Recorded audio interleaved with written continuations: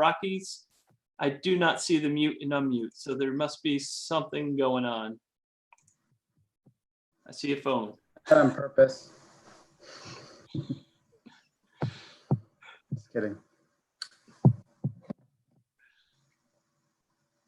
Okay. So I'd offer He's up given that, me permission to play Rocky.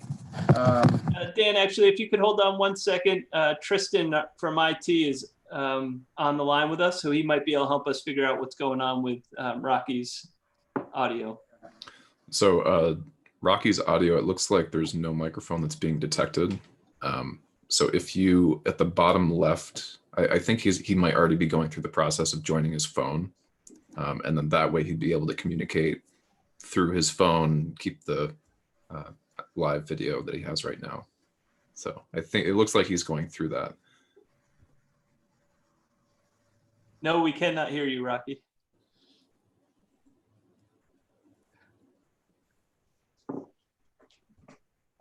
Okay. Well, why don't I get started and then he can jump in once he's logged on. And thank you again, staff and planning board and IT for getting all this set up. I realize we're in kind of uncharted territories here, and we really appreciate the effort by the town, the board to enable planning board meetings and get on track with this. So again, thank you very much. I'm going to do my best to navigate through this, but if you can't hear me or I'm too loud or too soft or things are going sideways, just let me know. As introduced and as the board's aware, we've been working on the master plan for the next two kind of key districts in the Downs. We had a workshop back in early March and covered a lot of territory. So we've worked hard to update the plans. We had a really productive similar video chat with town department, key department staff a few weeks ago to get some additional input and further plan updates. So I'm going to kind of walk through what we've accomplished since our last discussion and kind of handle it from overall area of the project, master plan, updating the complete streets, cross sections that we've been working on, spend more time on space and bulk, because that's something we didn't get into at the last meeting, and then turn it to the board for comments and discussion.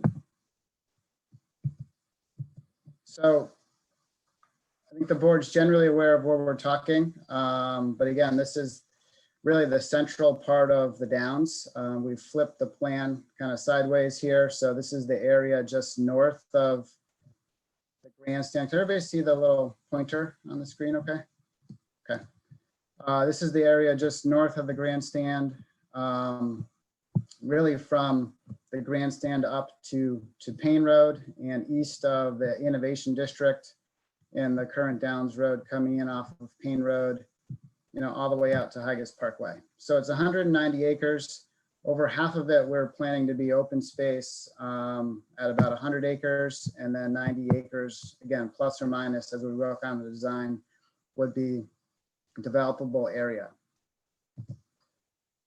This kind of adds a bit more context and shows in a little bit more detail what we anticipate as being the development areas of these two districts. So closer to Higas Parkway, we anticipate 3 areas. We're calling them blocks from kind of a planning standpoint, closer to Higas Parkway. 2 would be accessed off of a new Center Street coming in from Higas Parkway. So the Center Street would be built across Willowdale Stream and get into the center of the project, and then provide access to our town center north area with some additional blocks of development. We're planning on kind of large contiguous conservation to the north, up closer to Payne Road, as well as to the south towards Enterprise Business Park in that direction. So one of the things that came up, and it was a great kind of ask and comment at the last workshop, was kind of giving an update in summary of what's already been kind of decided and permitted with the planning board. And a lot of this, but it's not kind of knit together, and it's probably getting a little rusty since the first phase. So we tried to kind of keep this fairly high level to start to inventory what's kind of permitted in terms of acreage, in terms of open space, development area, wetland impacts over the past 3 districts as we kind of lead into these additional 2 districts. So we provided this with the resubmission, so I'm not going to walk through every stat on here. We can get into details if you want to a bit later. But again, we wanted to provide this resource, and we've outlined in this red area, the Mill Village District, the total acreage, the amount of open space, the number of units and types of units, etc. We're just starting now, the town center residential district, so that's a little less clear, but we're working with you through subdivision on the first kind of sub phase of that. So we'll continue to fill that in as well as we go with that phase. Kind of same with the innovation district in terms of overall acreage and open space and lots. And then once we get kind of deeper into Town Center North and Higas Parkway District, we're happy to kind of keep updating it from an inventory standpoint. So you understand the amount of development and open space and related, development and conservation that's occurring. So in terms of the concept plans, a key piece of the master plan, we talked about this in depth at the last workshop. We've done a couple updates to our conceptual master plan. And this is shown before you. We've been clearer about kind of interconnected streets, more clearly show that particularly here, connecting at some point the Downs Road over to Main Street. We've, per staff's recommendation, we've cleaned up the boundaries of these districts, particularly up on this edge, and made kind of similar updates to the conceptual master plan. So we think this is kind of responded to staff comments and is in a pretty good place. We've also added on the legend with the colors, a bit more definition to commercial and mixed use, the types of development that are expected in these blocks, the range of densities, residential densities where that happens, what those ranges are, and so on. So we did that to kind of mirror what we did in the town center residential and also the first residential phase for consistency and for kind of clarity as you move into subdivision review. That connectivity plan, another key plan as part of our submission. We made an error in terms of our intentions around the multi-use path, particularly along Center Street and the Downs Road. That wasn't, it's been intended to be a paved multi-use path. So we've updated the colors. So again, this is Center Street in blue here, and the Downs Road also in blue going down towards Route 1.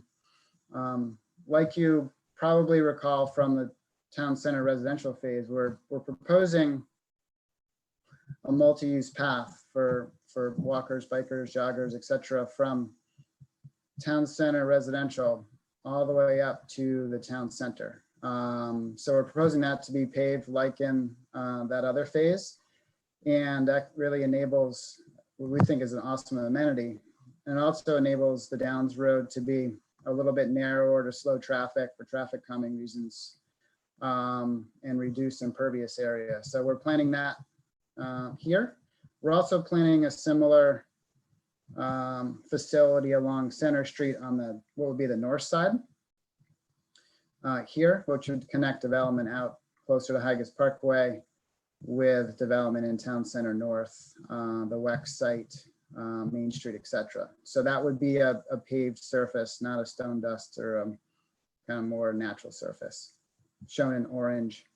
We've also updated this plan, per staff's comments, we plan on these side connector roads to be constructed as part of Town Center North. There was, I think this one in particular maybe was dashed, so it wasn't clear that that would happen. It would be part of a phasing plan we'd come to the board with, certainly, but we'd have that connection so we can have the interconnected streets as the project progresses. I think those are the primary updates we've made to this plan. We talked about this a bit at the last workshop. We're planning on some type of access connection here, and this is next to Block A. And it's a connection we intend to make to interconnect this site that's outside of this master plan. It's in a different zone, but it's going to be part of the WEX site development. So it doesn't go through master plan, but it will ultimately will be, designed in concert with Block A. So we're going to make that connection in one way or another. We just don't know yet whether it's just a driveway, because it's all part of the same site, or if it's, a private street or a public street. So that's something we really can't at the master plan stage answer, but we certainly will be enabling a vehicular and a pedestrian connection there. I think those are the kind of the primary items that are new on this plan for the board from our last discussion. This is the infrastructure plan. Similarly, we've made some updates. We clarified, this entire area is going to be served by sewer, gravity sewer. So we've added those to some of the side streets. I think Main Street might have been lacking it last time. Same with public water. Drew and Goral Palmer continue to work with the water district on how public water is laid out here. So we've shown what we believe is the network at this point. We'll get into more details. Subdivision, excuse me for random things popping up. But at this point, we're going to have that kind of network laid out on the master plan, and we'll work in that direction. I think the only other element that's had a fair amount of discussion and continues to be a challenge for us in terms of having definitive answers is three-phase power, given the significant costs of that. We continue to work with CMP and figure out a better sense of cost and alignments. Our goal is, like we've stated all along, in the center, Main Street, Town Center area to have underground power. We need to figure out how best to provide three-phase power to these important end users like WEX. And it's a significant cost implication on the project that's sort of unprecedented. So we can't at master plan right now say exactly where three-phase power overhead begins and ends. And that's why we've left this like this, because we don't know yet. I mean, we don't have a good enough sense for the design with CMP to show it any differently at this point. That's something we need to work further with the board on through subdivision, because we're really not in a position to have good answers at this point. The open space plan, we talked about this a fair amount at the last workshop. And so I've added some more information around the quantity of open space. I know the board wanted more details. And so in terms of the open space areas, we're looking at approximately 72 acres of open space north of Town Center North, up towards Payne Road. In this area, this is give or take, given we're at the master plan level. We're looking at about 36 acres of open space down closer to Higas Parkway on that end of this district. And then we've talked a lot about sort of the Willowdale corridor in the conservation easement and the buffer there. So that's about 12 acres, that corridor, that green corridor is about 12 acres. That doesn't include also kind of this area here that we're planning on having a stormwater feature the multi-use path, kind of a linear park. So that number is likely to go up once we have a more detailed design at subdivision level on what that looks like. And we want that to be a, an amenity and attractive element. We'll also undoubtedly have some more kind of active area along Main Street, some recreational amenities obviously associated with the sports complex over here. We just don't have that designed yet to a point that we can calculate the square footage. So in terms of the street cross sections, we got some great input from the board at the last workshop, and then since had that department call and have made some refinements to these as well. We've clarified that we really intend to have two different kind of street designs on Center Street, depending on which part of the project or which segment of the street. So from Higas Parkway to the Downs Road, that stretch coming in is the upper street cross section. This is going to be an area that's more linear. It's not going to be as developed heavily. We think it makes sense to have that an 8-foot wide multi-use path here at sort of the beginning of the path, and that path can serve development on both sides of the street. We'd have a crosswalk from the right side of the street to get over to the left side of the street at a planned intersection. And we're planning on having a street kind of cross section pretty similar to the Downs Road coming in from Route 1. So, bike lanes on both sides, 11-foot travel lanes, and then a center median for an initial stretch coming in that would terminate once we get in off of Higas Parkway.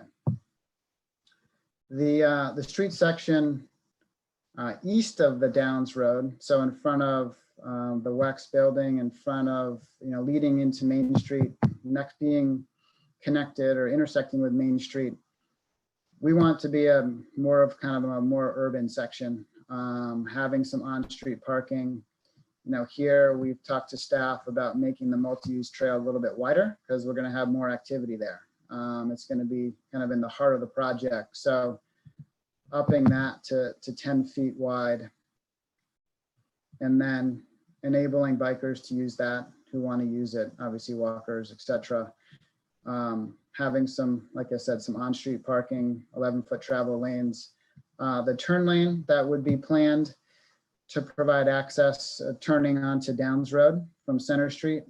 Because at the end of the day, that'll be a bigger movement as more development happens.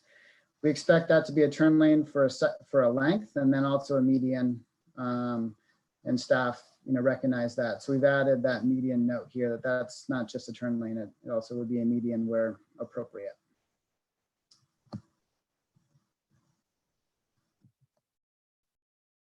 This is the cross section for the Downs Road. And so coming up from Route 1 from the earlier phases, and we're designed exactly the way that we're working with the board on for the town center residential.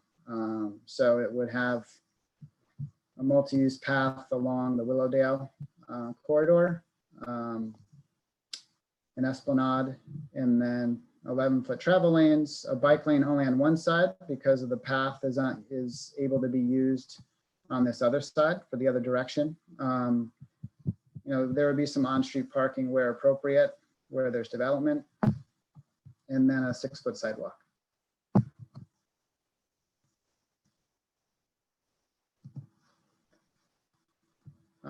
The last page of cross sections and the trickiest, I would say, is the Main/Market Street, and we're saying Main/Market because we don't have full consensus on what we should name this street, and we'll keep working on that as we prepare for subdivision.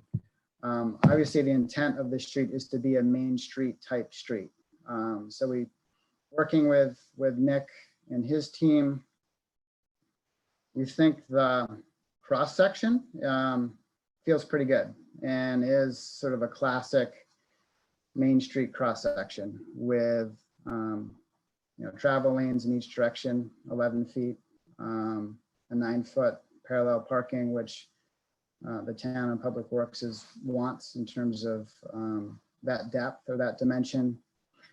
Having some street trees / buffer zone, and then having a 6-foot sidewalk before you get to what we're calling a frontage zone, and that can vary depending on what use is fronting Main Street. And in some cases, we're certainly excited about and hopeful for outdoor dining or seating.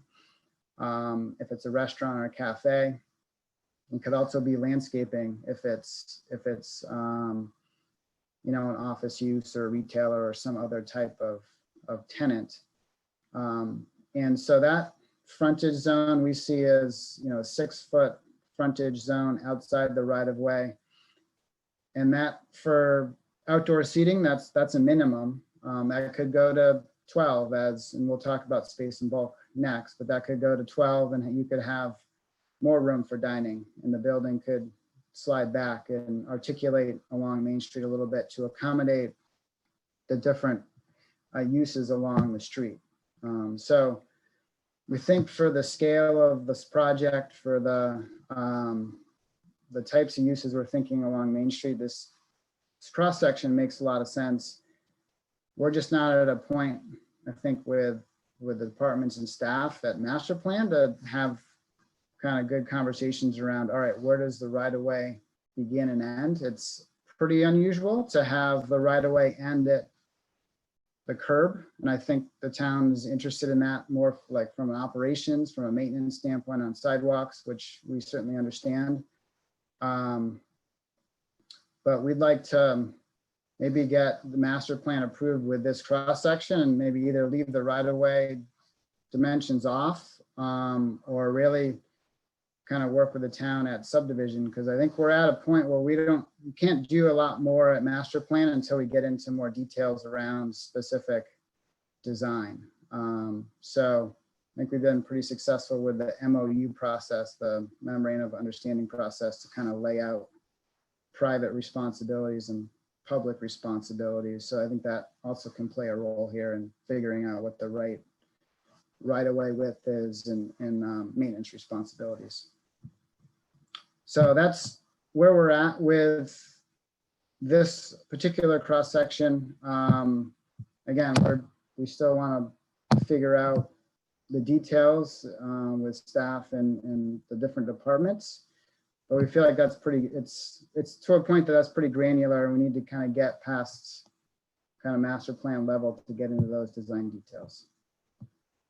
I think the last street cross section here is the other streets. So the tertiary streets, the kind of little feeder streets. And this is a pretty conventional cross section. And I think we're on the same page with the departments on how this lays out.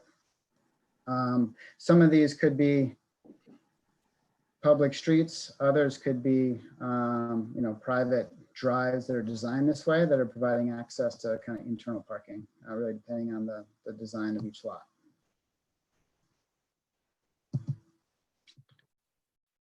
So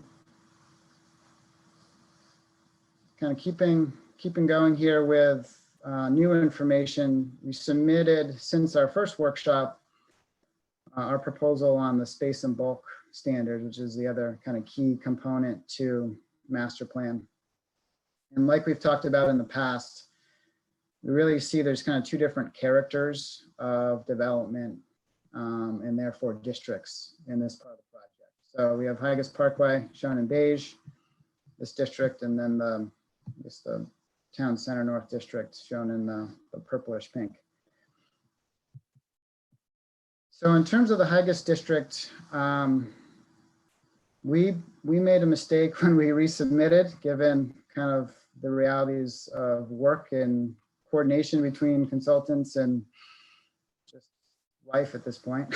We didn't provide the complete proposal on the Higas district. So we were a lot closer to what staff raised in comments than it appeared in our submission.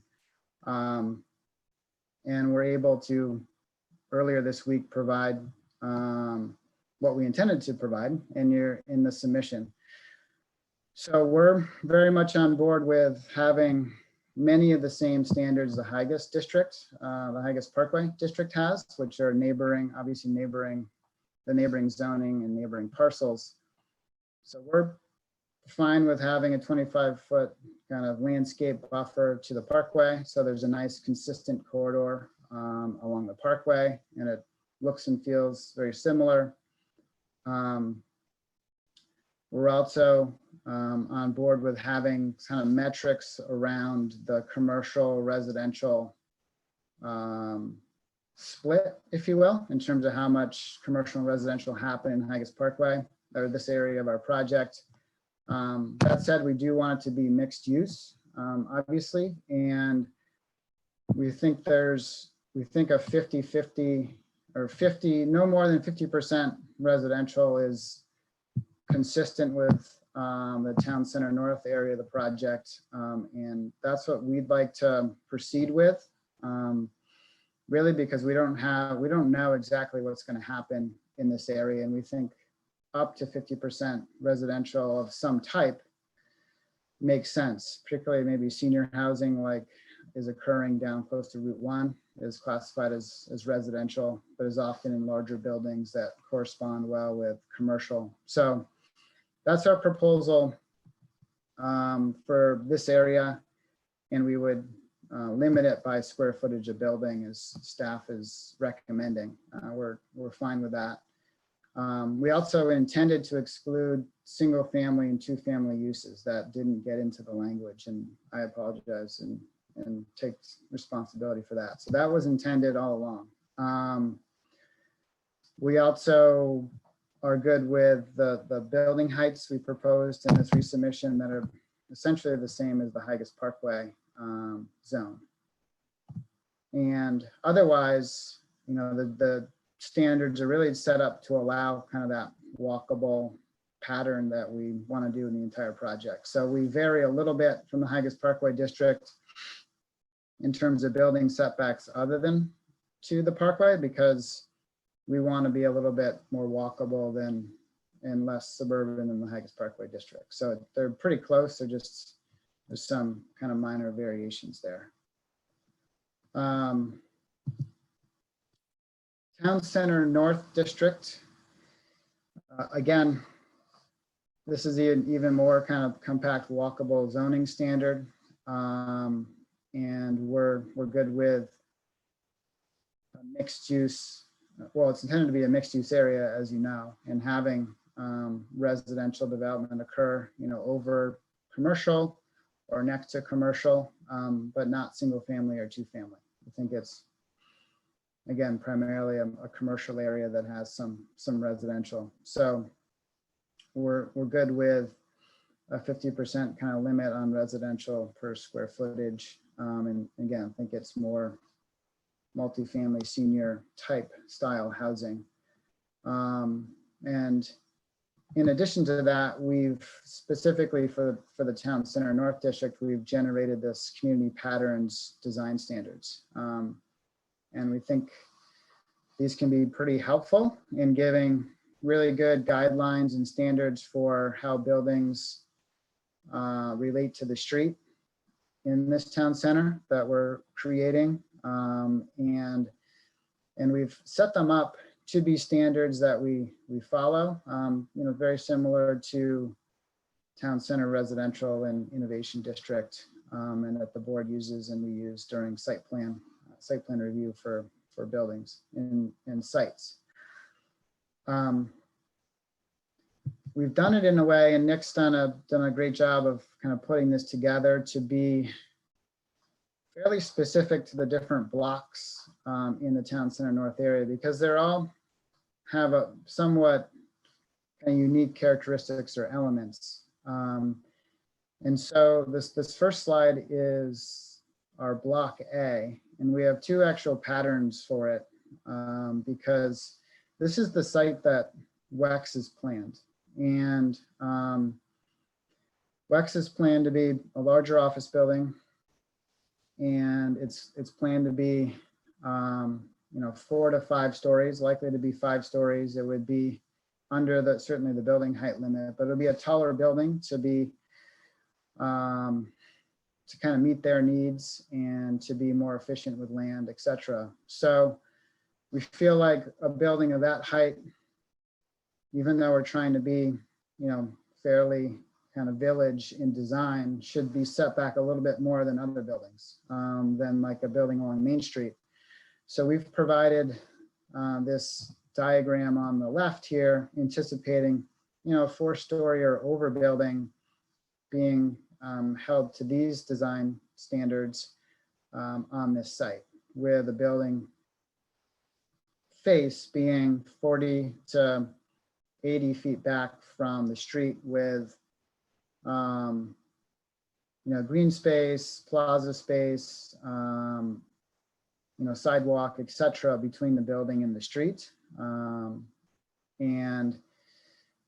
in the instance their program changes, or they're moved to a different location of the project, what have you, we didn't want this master plan to be set up just for one specific user or one specific building. So we have on the other side of the page an alternate. So if buildings were to be lower, or the WEX building, then we'd expect the building to be closer to the street, and have be more in that kind of 10 to 40 foot range to the street, so it's has a proper proportion to the street. And also, if it's a shorter building, it's going to have a bigger footprint potentially. So then you'd want it closer to the street, so parking wouldn't be in the front; it could be tucked in the side to the rear. So we've set this one up to be geared for the WEX building, but also flexible moving forward for the board and for any end user on this lot. We also have some standards in here around kind of the percent of building that's within the facade layer, so that the majority of the building facade that faces the street engages with the street and is within that distance. So that's kind of built into these design standards. Again, it's similar, basically a commercial version of what we're doing in the town center residential district. The other block patterns are geared for Main Street / Market Street and the other side of Center Street along the Downs Road. And this is really starting to be kind of the core of the town center, and we're expecting buildings to be even more engaged with the sidewalk along the street. And so these have they have a frontage layer, which is sort of that front entrance into a building that allows for awnings. The steps into a building, et cetera. Really kind of the front door to buildings is more minimal, 0 to 6 feet, 0 to 10 feet. And then the facade layer, where the primary building begins, is more in the 6 to 10 feet, 10 to 20 feet, depending on the street. Again, to have that kind of Main Street feel on these various lots.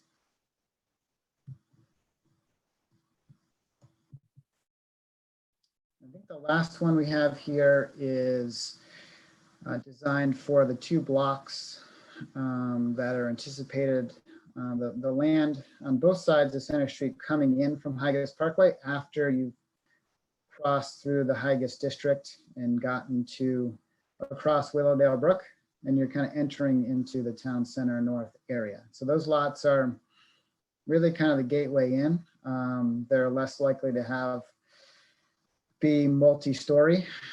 They're on the edge, and they maybe don't have as much on-street parking. They're not as much storefront uses that you'd have on Main Street. So we've set them up to be a little bit different, to have a little bit larger frontage layer and facade layer, so buildings would slide back a little bit further. And also on the sides and rears of these lots, this is where there's going to be open space or kind of more natural area. So the side and rear setbacks are handled a little bit differently as shown on this image. So you see kind of open space on these sides of the blocks.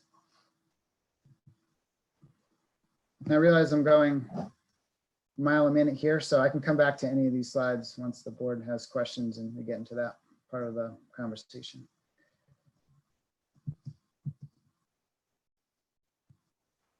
So I think in terms of more wrap up, we've got a lot of good comments from staff and the departments over the last few weeks since our first workshop. We've been working hard to come up with the right kind of balance with the space and bulk standards for the Hygges district and the Town Center North district. Again, I apologize for not giving you all that you needed to review the Hygges district, omitting a few things that we intended. Staff has it at this point. So I feel like we're pretty close on the space and bulk standards and have a good kind of direction for both districts. We've also worked pretty hard on updating the plans and the street sections and really kind of getting as far as we can with the nuances of street design before we really kind of get into subdivision. Like we're at sort of that tipping point where I don't know that we can get a whole lot further on answers until we're into more detailed design and kind of can have more engineering kind of meetings and plans to review by the board and by staff and peer reviewers. So we've taken those pretty far. Also, some of board and staff comments are going to be informed as we do more utility coordination and environmental coordination. We've been working hard with Sanitary District and Portland Water District. We'll be working even further, obviously, as we get into more engineered plans in the next few weeks and to have more detailed utility coordination meetings. So that's when things will be a bit more clear on that end. Same with environmental. So we've been working on details around, wetland impacts, minimizing our wetland impacts, and approach to kind of mitigation and compensation for wetland impacts. We're pretty minimal, frankly, in this phase for the quantity of the size of the area and the size of the end users planned, that we're really around between a third and a half of an acre of impact to kind of activate this entire area, which is frankly pretty remarkable given the needs of some of the end users here and kind of the needle we're threading from Hygges Parkway to Town Center North. So we're pretty pleased with how we're progressing on that design effort, and we're making some good progress there. So that coordination's ongoing, and we can update the board more at subdivision on where we are. So I guess to wrap up and turn it back to the board, where we feel kind of honored that the WEX project's coming to the Downs. This is a really unusual time in I think everybody's lives, and also the economic development world, in the development world. So we're working really hard to activate this project for that end user and to proceed with a permitting process that keeps us more or less on track for this incredible anchor for the project. So that's really what's driving our kind of need to progress here, and also just the excitement of the kind of the town center part of this project and to activate a connection out to Hygges Parkway. So we've been working diligently over the last many months, particularly in the last month, on continuing to stay on track despite it all. And so, we're kind of eager to get board responses to where we're at. We're also eager to be able to start to work with staff at the subdivision level in terms of the road design and those details, which take more time and kind of get into that higher level of detail than we can be at master plan. So timing is pretty critical to us to kind of keep progressing this. And we're appreciative of the board's willing to do this outside the box workshop to kind of enable us to progress this. So I think, as you know, after master plan is subdivision review, where we get into that next layer of details, and then of course site plan for the WEC site and also any other sites that will be ready to come before you. And we expect there'll be others, incrementally as we move forward.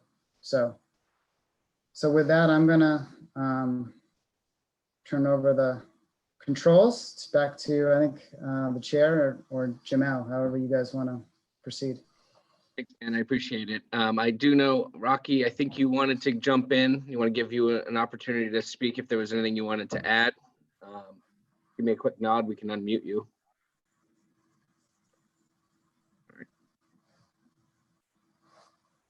All right, give it a go, Rocky. Can you hear me now? We can. Super. Thank you. Technology is not my strong point. I just was going to start off by saying I really appreciate all the efforts of the staff and the planning board for having this meeting tonight. Certainly, we're in unprecedented times with COVID-19, and we're all trying to figure out what to do and how to continue. Having this meeting is really key in helping us keep on track. We do have great plans for Scarborough Downs, as most of you know you with, and being able to keep on track is super important to us. We're not going to be penned up here forever, and we're going to be out there working again. We are very fortunate in the fact that we are able to work, and other phases are under construction right now. So if we can keep the approval process moving in a timely manner, we should be able to stay on track with this section of the project, and particularly to meet our goals and our obligations to WEX. WEX, I'm happy to report, is still all in on this project and super excited to come here. So we need to keep moving, and I want to thank you all for taking the time to do this. That's how I was going to start. And I think Dan really has given a pretty thorough presentation tonight, and hopefully we can continue to work together and move forward.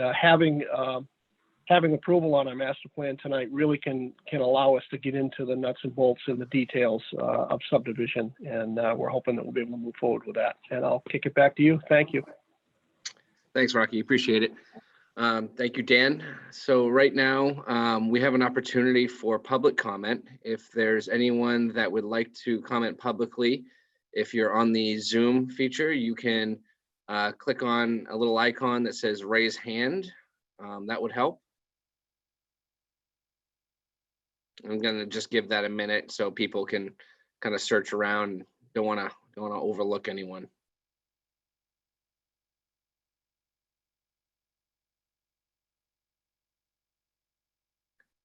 All right, I don't see any hands raised at this point. If you're still fumbling around for it, go ahead while we continue on, and I'll try to get back to you. Thank you, Rocky and Dan, for doing that. I do have a quick question, Dan. I'm wondering if you can go back just to clarify before we jump into the broader question, just to clarify for me, like slide 3 or 4, it was pretty early on, and it had to do with the, it was maybe one more before. It's the one that showed, yes, that one, thank you. So my question, and it was hard for me to see because it's not really zoomed in that well, and this is updated from what was submitted to our packets. So the road in between the main Market Street and the Scarborough Downs Road, which I believe you've labeled, it's on the backside of Block D, you have labeled as a tertiary, I believe. it looks like that's changed to become what could be. I can't tell if that's dead ending. It's not now connecting to Scarborough Downs Road, or if it is. And then my question is now, based on the conceptual activity there, that looks like that might have a chance to be a more major road than it is a tertiary road if you're going to develop into the center of the track area. Can you just clarify some of that for me? Can you hear me? Okay. Yeah, good. Oh, you're okay. So you're referring to this one, Mr. Chair, the street here? Yes, I am. Yeah. So we're intending to have street connections between the Downs Road and Main Street to create these blocks. We're intending there to be multiple. We don't know exactly where these go and what the exact alignment is. We want it to be a connected street or driveway. But as you can see here, that's goes through the edge of, this is the parking lot here underneath that street for the grandstand. And we're still working on certainly what the grandstand may become in the future should the track close in the next few years, et cetera, or be relocated, I should say. So we don't know exactly what that alignment is. We want Main Street. Main Street needs to be a interconnected street, not a dead end. So we would provide a vehicular connection between these 2 points, as well as down here in some location. But we don't know exactly what the alignment is and what the, whether it's public or private. It could be a large drive aisle similar to, traversing a shopping center where you're getting from one use to another in the short term, since it is a parking lot for the grandstand. In terms of access to future development here, we're intending there to be multiple access points beyond just this one. You can use Main Street. Ultimately, there's going to be roadways to the east. There'll be roadways to the south coming up from the residential district. So the intent is to have a grid where you're not relying on any one street and have to overbuild this one given its alignment. I think, so you don't know if you are going to connect that road into Scarborough Downs Road? The intent is to have a vehicular connection that connects Main Street to the Downs Road. Yes. Okay. And then again, like I know it's not zoomed in very far, but I think on the previous version, there was actually a grass median. So it only looked like you could get in there from one side of the road on Downs Road. And I know it's all conceptual, but I think that's just one of those points where, access wise, I'm sure that can be changed, but I just wanted clarity on that. And then as far as it relates to your, the street design, if it gets labeled a tertiary road, but then turns into more of a primary road into that center of that area, for whatever reason, are we limiting what that street design will look like? Or we still feel like there's some flexibility if it had to be kind of look more like a Main Street, for example? Do we have that flexibility based on what you're proposing here?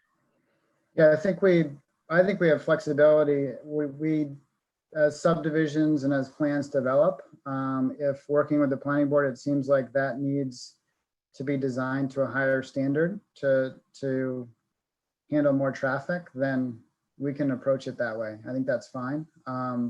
We wanted to show what we think a tertiary street cross section looks like, and we think at this point that's sort of the right street cross section. But if we learn more with working with you, then we can always revisit that through the development review process. All right, thanks for clarifying that. So as far as the board input goes, this could be a first for all of us, is how we typically try to run this. So I think for right now, why don't we all take a crack at it?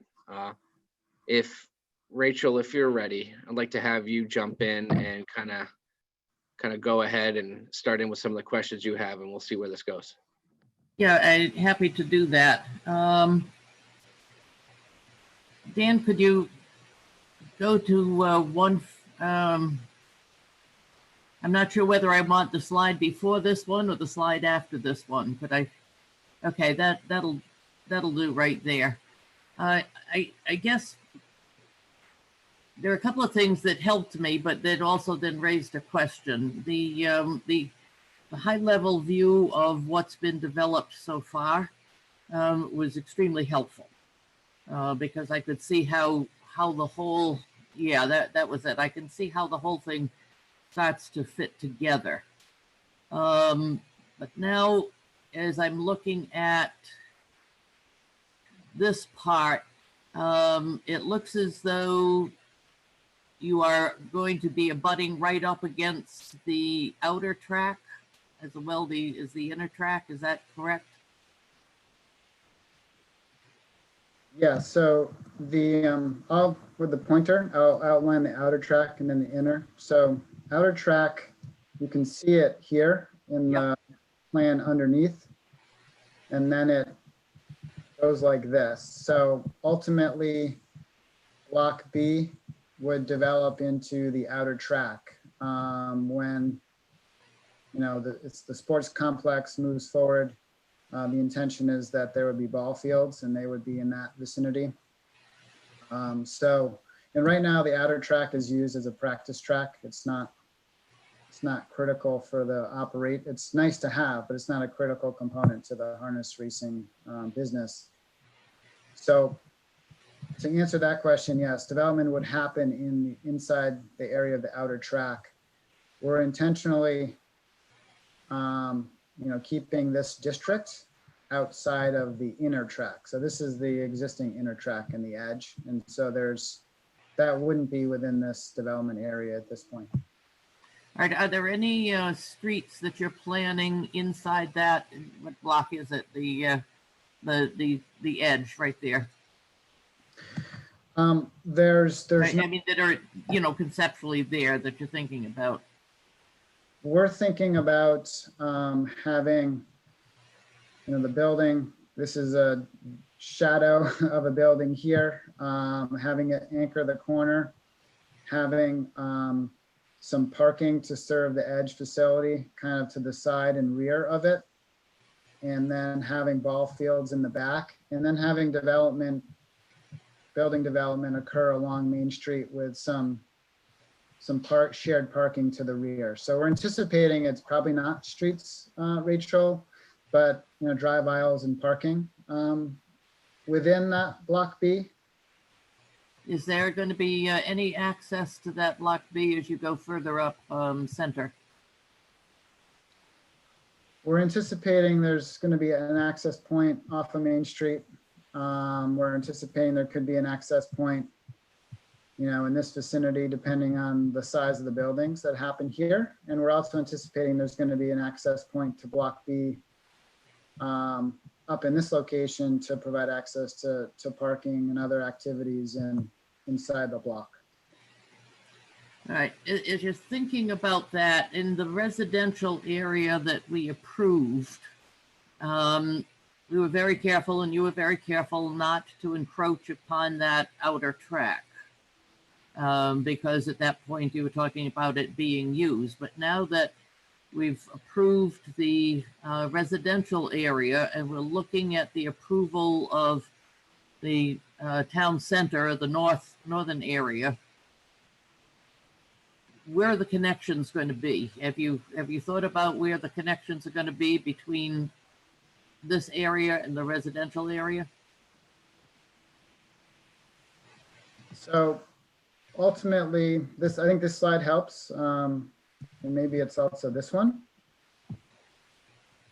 And ultimately, the plan is to relocate the harness racing business, the track operation, just given the value of the land of Scarborough Downs and the ultimate community we're planning here. But we want to do that in a measured way. So that's why we've been kind of minimizing encroachments in the short term on the track operation and the track facility.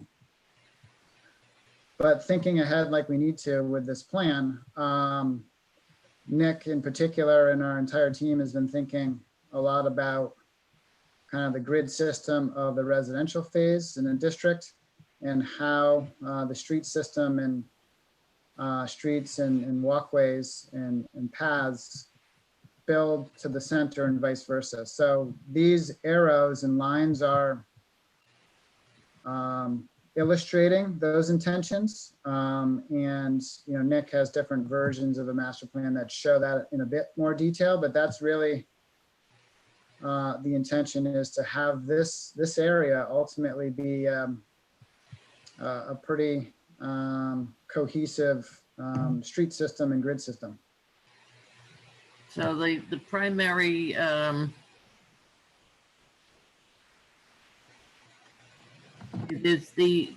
what is it? Is that Market Street? That's Market Street? Okay. So Market Street becomes the major access to the cross streets as you go further in. It becomes one of the major ones. Yep. And we're excited about it too, from resident standpoint, ultimately having nice walkability to get to Market Street and vice versa.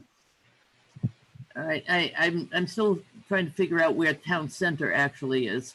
So what you're really starting to develop is the town center through Market Street. Am I correct? So Market Streets / Main Street, we'll call it M Street, is really kind of the gateway into the town center. And we're hoping that it's a key ingredient to the town center. But the grandstand area in this vicinity is kind of the downtown. And, our plans will evolve over time to kind of make that happen. But we're designing Market Street to have that feel and really start to signal a center. Okay.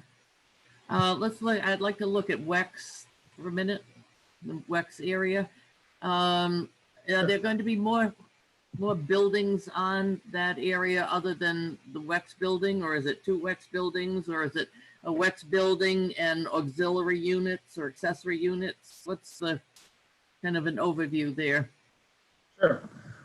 So right now, Wex's needs are a 200,000 square foot office building. We're looking at currently a 5-story configuration, and we wanted to kind of have that street relationship that I talked about earlier. So we're anticipating it's, in this vicinity, fairly close to Center Street, parking kind of to the rear, a little bit to the sides and rear.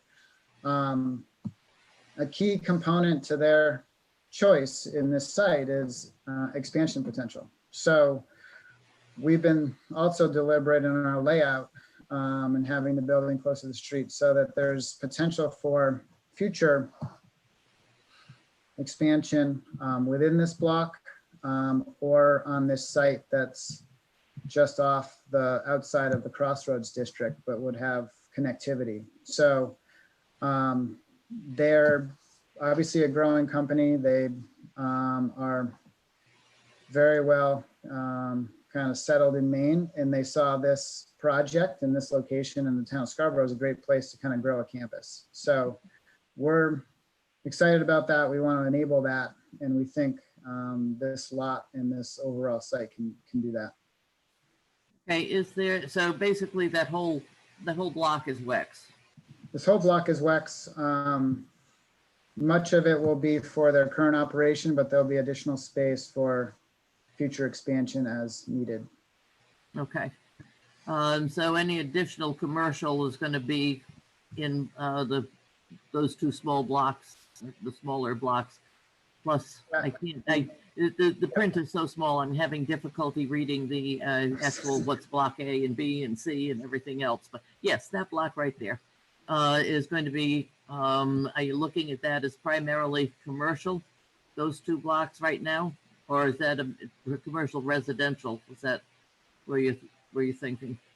Yeah, we're thinking that there's a great opportunity for a mixed use building to start with on this corner, to kind of anchor this corner, which would really anchor the 3rd corner if you have Wex here and a sports complex here.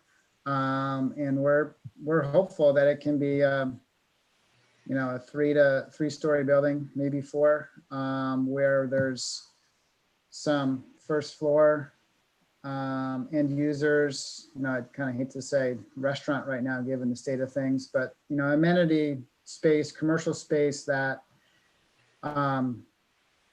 relates well to WEX's needs, to the sports needs. So kind of restaurant, retail type spaces, maybe an office on the first floor. And then we have a fair amount of office interests. So office on upper stories. If that kind of wanes, there could be, you know, residential on upper stories.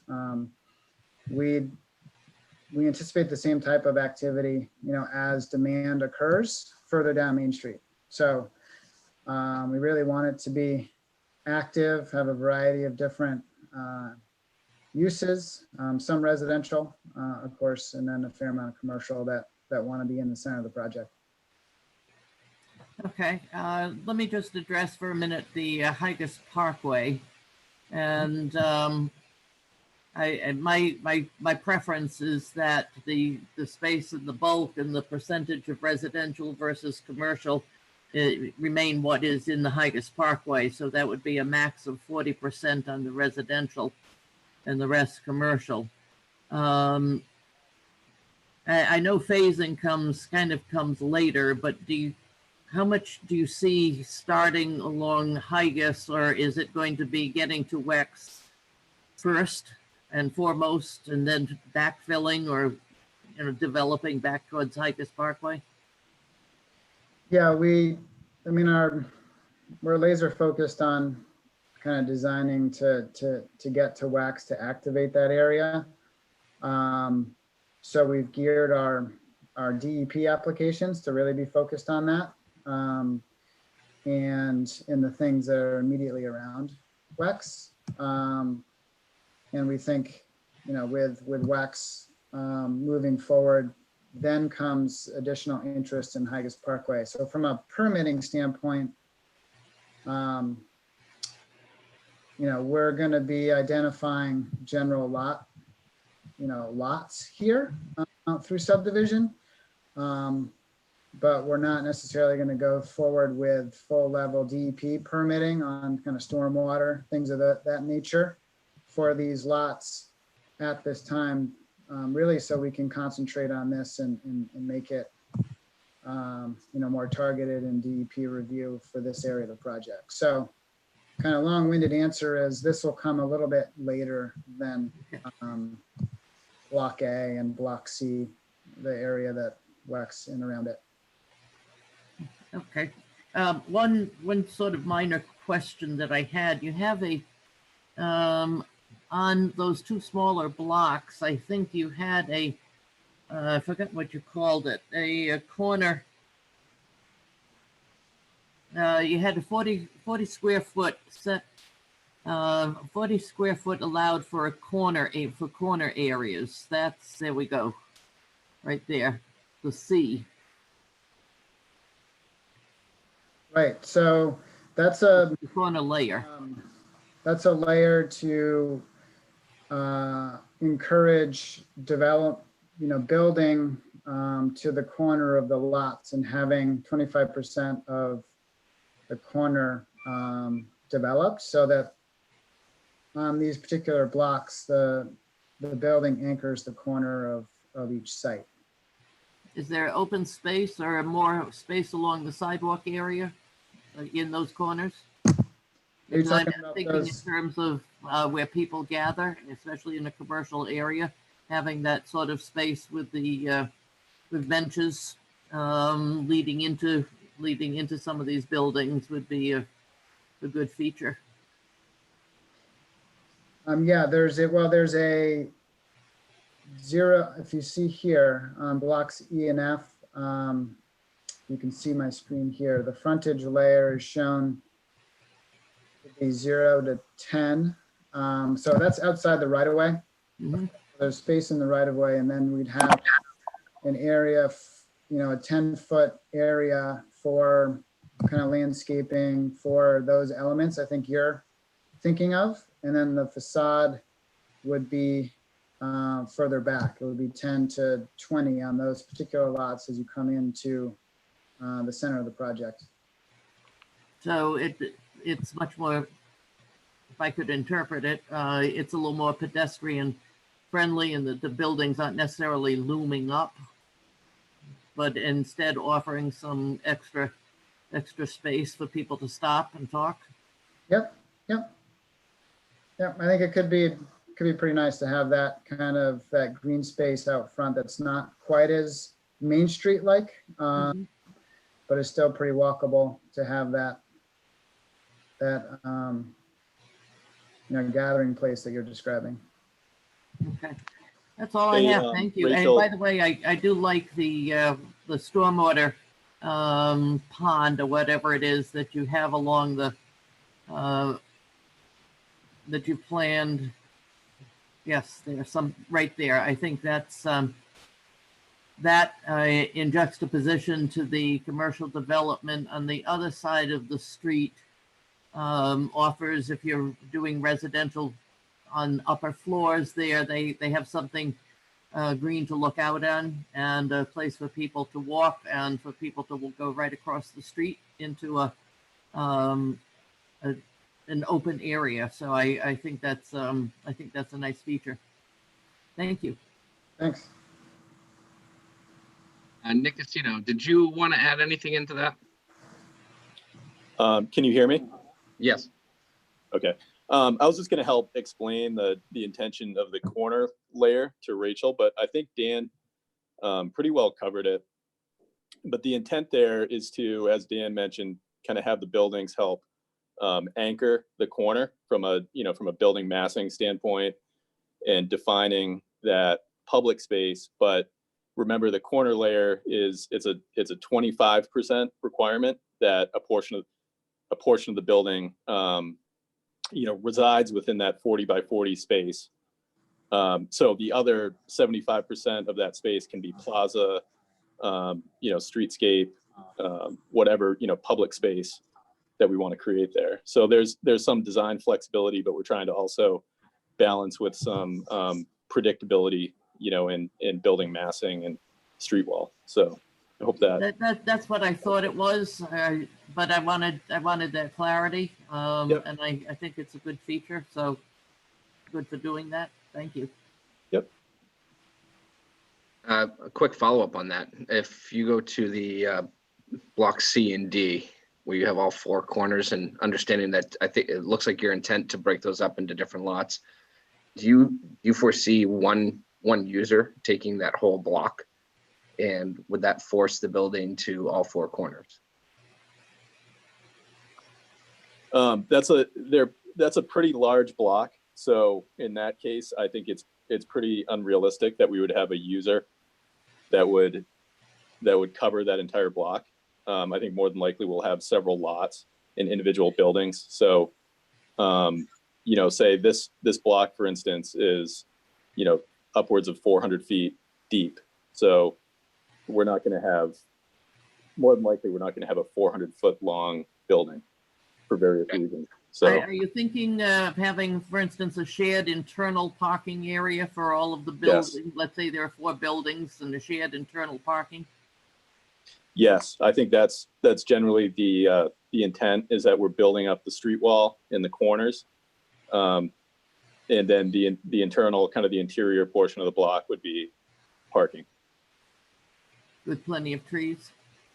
with trees. Yes. Thank you. Thanks, everyone. Jen, did you want to take a crack at this? Sure. While we're on actually, you can go back, back to the squares. Yeah, thanks. Perfect. I just have a question, a clarifying question on the facade layer. So I just want to make sure I'm understanding this right. Is this the intent in this layer to have, so this is literally where the building wall could end up, and the space in which that could happen varies in width? Do I understand that right? Yes, or depth. Go ahead, Dan. You can And go, so what I'm getting at is you could have alternating or an inconsistent building facade where that might adjust in or out depending on different buildings. Yes, I think we wanted to set kind of more or less it's a minimum and maximum. So we want to allow, you know, some flexibility in design where the building, like, you know, as Dan said, could articulate along the street wall. You know, it could jog in and out, and that allows us to create some additional public space or streetscape, or in some instances where it makes most sense for whatever the end user may be, to pull the building wall and the facade all the way up to the street. So that's the intent. Does that Okay. make sense? Yep. And so if you were to have that, so say you were to have a building wall that was sited more towards the back of an area B somewhere, is it accurate to think that the remaining space between that and the frontage layer would then just kind of act as a deeper frontage layer? So you may have additional landscaping, or you may have additional hardscaping or a plaza type feel. Yes, Yes. exactly. Yeah, if I'm understanding, that's exactly it. Yep. Okay. Okay, thanks. My very linear brain was just like seeing a lot of very linear lines, so that's helpful. Thank you. Okay. Just a curiosity question about the WEX site, and I know obviously there's more to come on that at the site plan level, but I'm curious whether or not from a street standpoint, whether there is any thought of having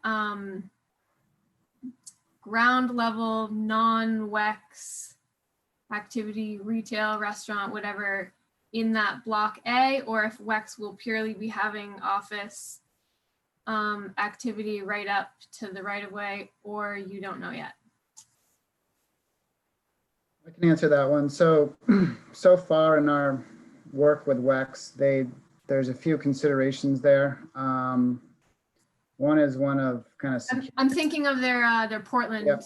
building in particular. Right. Just wondering if that's something similar that might come here. So different than Portland, we've had conversations with them about having employee amenity space on the first floor, such as a cafeteria, fitness area, common area. So, and that's in part kind of the conversations around the 5-story building where it's primarily office 2 to 5, and the first floor is more of those types of spaces that aren't retail. They're not for the public, but they're for those alternative uses for the employees. So that's really been their design preference in this location. And then I guess selfishly, we've been pretty interested in having kind of those amenities across the street from them in a reason to kind of activate Block C, so that we can spur other activity next door to them. Okay.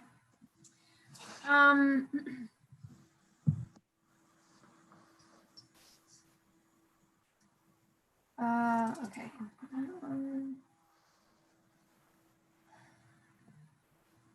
Okay. The majority of the rest of my questions have to do with right-of-way cross sections, and I really appreciated Nick's comment earlier.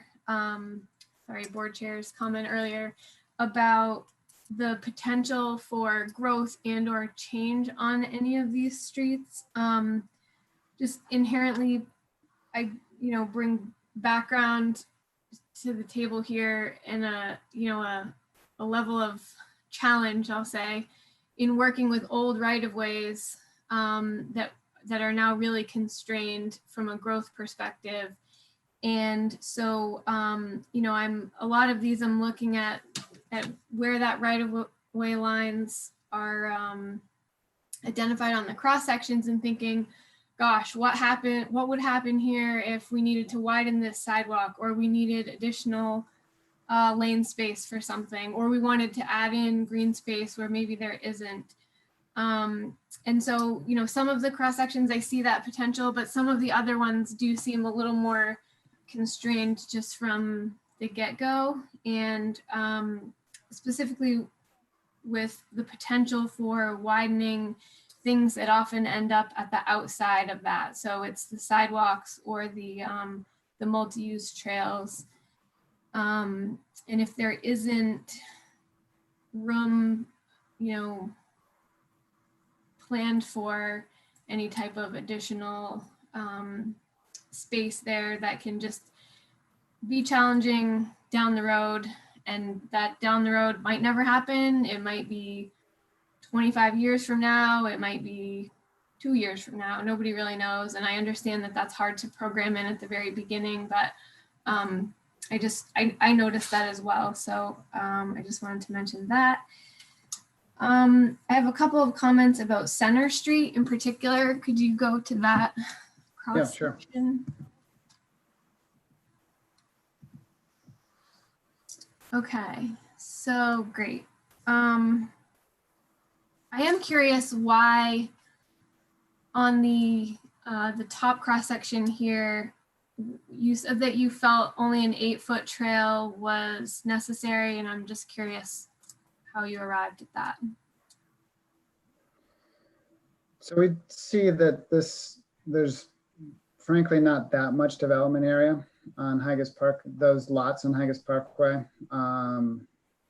And we saw that area as really being, I don't know, maybe outskirts is not the right word, but it's not really the core of development. It's not where there's going to be the most activity. It's more kind of the feeder into the center. So our feeling was an 8-foot multi-use path was the right dimension, just based on expected use. The other element to it is that we're trying to be really sensitive to the width of the Willowdale crossing, the crossing of the stream, and we're going through a lot of kind of machinations on that in terms of what that looks like.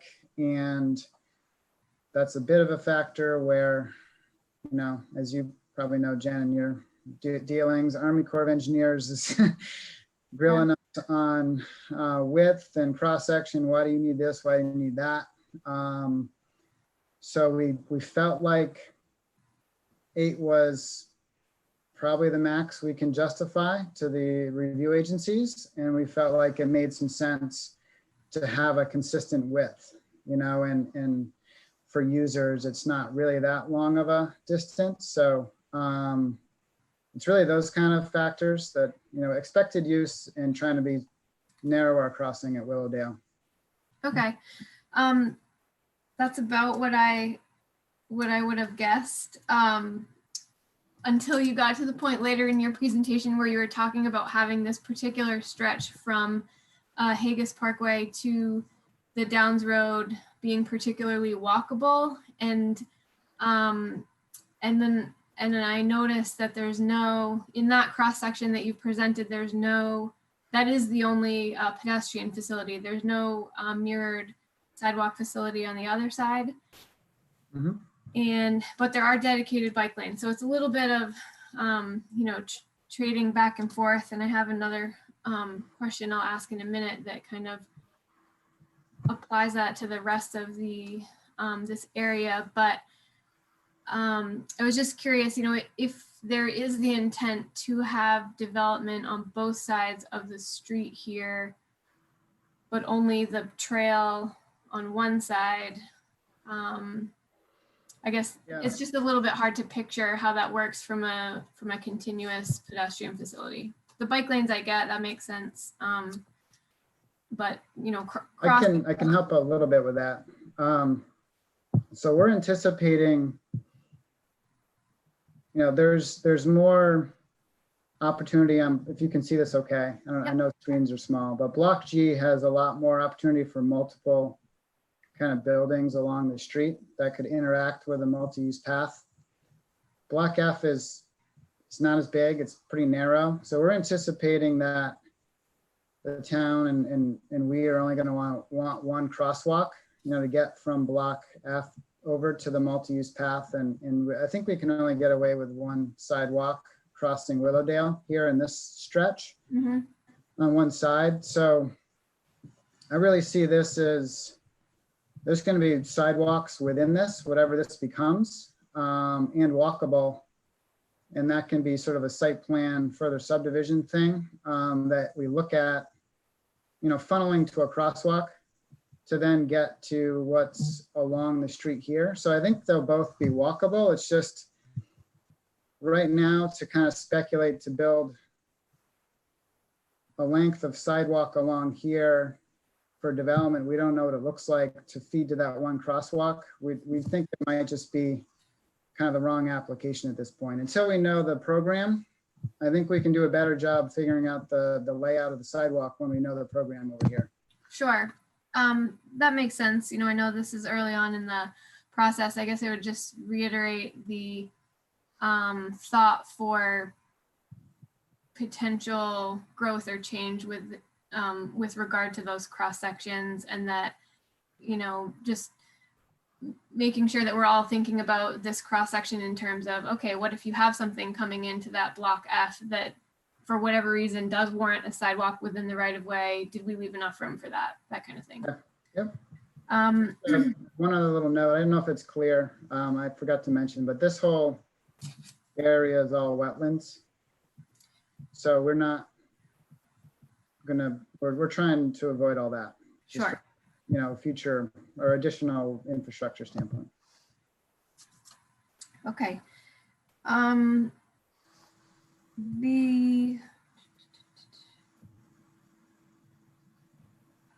Okay, I guess I only have two more. One has to do with bike facilities within both this town center district, the Haggis district, and how those relate with other districts that we've already, we've already seen at this level. Just within what's being proposed here in the cross sections, there's, where you're showing shared lanes, bike lanes, a shared multi-use path, and then dedicated sidewalk space. And so this is a great example. Can you just go back to the one that you had before? Yeah, Yep. So down here on the lower cross section here, you show the sharrows,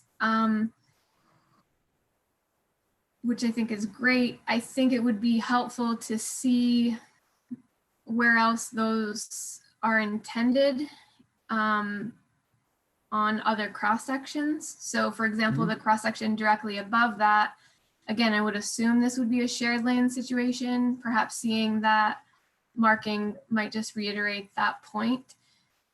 And then from an end user standpoint, I picture myself riding a bike through here, or not myself, because unfortunately I know too much about this, so I would know what to look for. But if I was somebody that wasn't familiar with this type of marking, or perhaps I was a new bike rider wanting to get somewhere into this more dense developed downtown area from, say, a Route 1, I just think it's important to think ahead about the messaging, because we are definitely providing for a continuous vehicle facility through here. It's blatantly clear where you should be driving your car and where you shouldn't.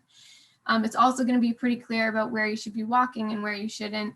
But from a bike standpoint, the facilities offered for cyclists through this whole master plan are not consistent. And I understand how we've arrived at a lot of those different changes, but I just think it will be important to indicate both to cyclists and everybody else where it's okay to ride and where it's not okay to ride. And the one that caught my particular attention was the areas where there's wider sidewalk through a cross section, in contrast with where you're providing a multi-use trail. So the multi-use trail, as I understand it, would be an environment where we would expect cyclists to be, and a wider sidewalk really would be one where you wouldn't. If you have like on-street sidewalk dining, for example, you wouldn't want people riding right up against that. So again, a finer detail to probably be identified much further down the road, but I just think it'll be important to keep that in mind and making sure that we're able to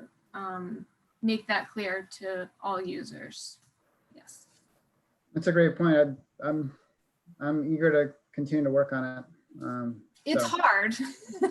I know that, but just mentioning that. yeah. And then my last comment about back to the Main Street, Market Street cross section that you have. And I know there were some comments about where to place the right of way. A comment based on where it's currently shown. I was just curious about how the difference between sidewalk space, which would be public, and frontage zone space, which would be private, how that would be identified, and again, generally coming at that from a maintenance standpoint. So 25 years down the road, you know, a lot of times, even when there are physical cues to where those types of boundaries are, we all just sort of like inherently take over space because property lines and right-of-way lines are not painted. For us, I think most people experience that, like from your own property, you just figure, well, my grass goes all the way to the edge of the road, I'll mow it, or vice versa. So just curious about whether or not there was any other thought to how that would be delineated. And then obviously if that right-of-way line shifts either in or out, just recognizing that there's maintenance associated with that either direction. Yeah, I mean, we've started to consider it. We feel like it's, you know, it's more of a kind of it's a technical issue and something we really want to dig into. I mean, Nick and I have talked about a material change at the right-of-way line where it's a concrete sidewalk and it goes to pavers, or there's a coloration change and material is the same, like providing that a texture or color or material change is sort of the logical one. What that looks like and how it's done, we need to figure out. So we're certainly thinking about it. There's plenty of environments we can kind of borrow ideas from in terms of this. It's unique to Scarborough. It's not unique to urban living or infrastructure. So we want to kind of figure it out. There's also, you know, if this is wildly successful, I mean, there's licensing processes for things occurring in a right-of-way that are by tenants too, as you, I'm sure, know in your work in Portland. So we want to make sure it's designed right and it operates correctly for businesses, for the public, for the kind of the cool character we want to build here. So that's one of our things, is we want to kind of come up with the right design and then figure out where the lines are and not kind of vice versa. Because I think we can make a lot of mistakes by, I don't know, deciding too early some of these things, in my opinion. And it really deserves a lot more granularity, I think, than we've been able to give it at the stage of planning that we're in, sort of at this master plan stage. Dan, if I could jump in. Please. You guys hear me?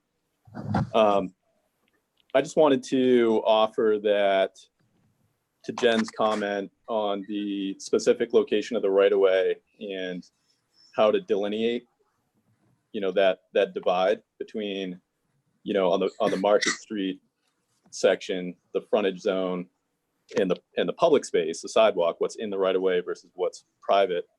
And I might offer that, you know, especially in that condition on Market Street, we kind of want that line to go away.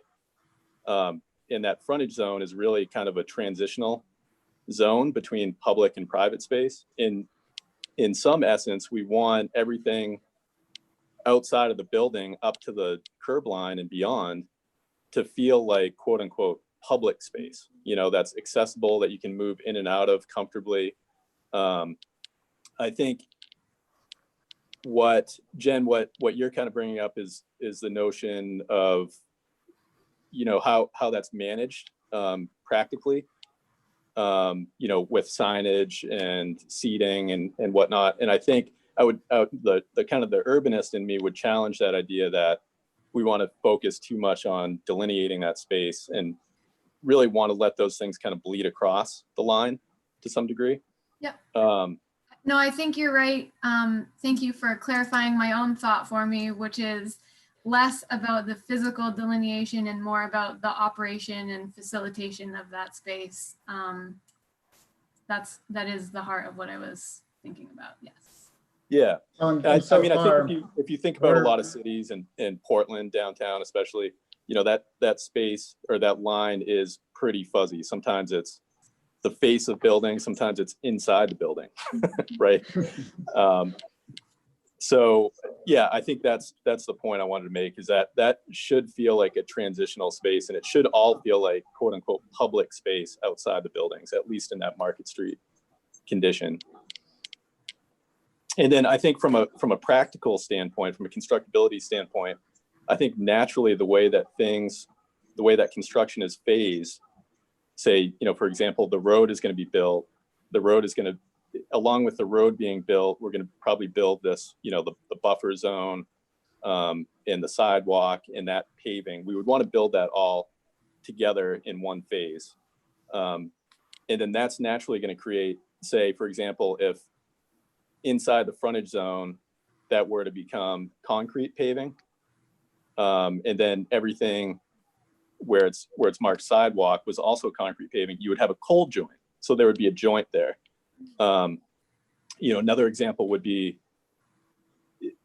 whatever is built inside that private lot area outside the right of way is going to use a different material more than likely than what the paving surface is inside the right of way. So there's going to be a natural delineation between paving surfaces and conditions. And I think that's good. I think we want variation. We don't want to create a homogeneous condition, because then it's going to feel like this master planned community. We want consistency, but not homogeneity. Sure. So we're trying to allow for that organic, the design to evolve a little bit. Right. Well, and like other phases and other projects, I mean, their maintenance responsibilities are really a separate discussion versus right-of-way delineation. I mean, the Downs is currently responsible for maintaining the snow removal of all sidewalks. Other projects are too. So that's why I mentioned that the MOU process or other agreements is kind of separately is okay. Who's clearing the snow, who's taking care of various maintenance responsibilities, and letting that be a separate negotiation versus kind of having that drive design. We think it's pretty important to kind of end up with the right cross section. Okay, and then I just have one other concern that I wanted to raise. If you could go to the slide that has the, it's not the connectivity plan, but it's kind of like the connectivity plan that shows the, it's colored in the background and has arrows leading sort of towards the town center area. Is that this one? No. Like the overall? Yeah, that one. Yep, overall. So to Nick's earlier point about the difference between kind of a major or a more major connection street or a tertiary street between the Downs Road and the main or Market Street, I remember having kind of the same concern when we were talking about the last residential district that we had. And so my thought here is that for anyone coming in from Payne Road, that makes sense. Coming in from Haggis Parkway, that makes sense. But for anyone coming in from Route 1, particularly headed southbound, so from the north, When we were first talking about the residential area that you have here identified as underway, you know, and someone brought this up at one of our meetings, I don't remember who it was, but thinking that, so that intersection right at the corner there, almost kind of near where your pointer is, right there. Someone raised the question about, you know, do you think that this might actually end up being a more significant intersection than perhaps what's being shown now? And I believe that the answer at that time, which made sense to me, was nope, Downs Road is going to be the primary route sort of headed into the heart of this development. And we will make it, you know, easier and therefore more desirable for the bulk of traffic to go there, and that cutting through the neighborhoods won't be, you know, won't be faster, won't be more desirable. But then, so to kind of play that out a little bit through now this current phase of the master plan, it looks again as though that, you know, you're sort of funneling the majority of that traffic continuing down the Downs Road, but potentially bypassing some other opportunities to cut into and head into that yet to be defined town center area. And I understand that, you know, more details on that will play out as we get to that point, but just kind of an overall statement again about potential within those cross sections and where those right-of-way lines are cited with regard to future need. I do like the block model. So the idea of dispersing traffic beyond just, you know, one or two options, I think that will definitely help. But I just want to make sure that we're at least leaving, not closing the door on being able to, you know, tailor some of these cross sections in the future for developing need. Does that make sense? Mm-hmm. And that's all I have. I'm done.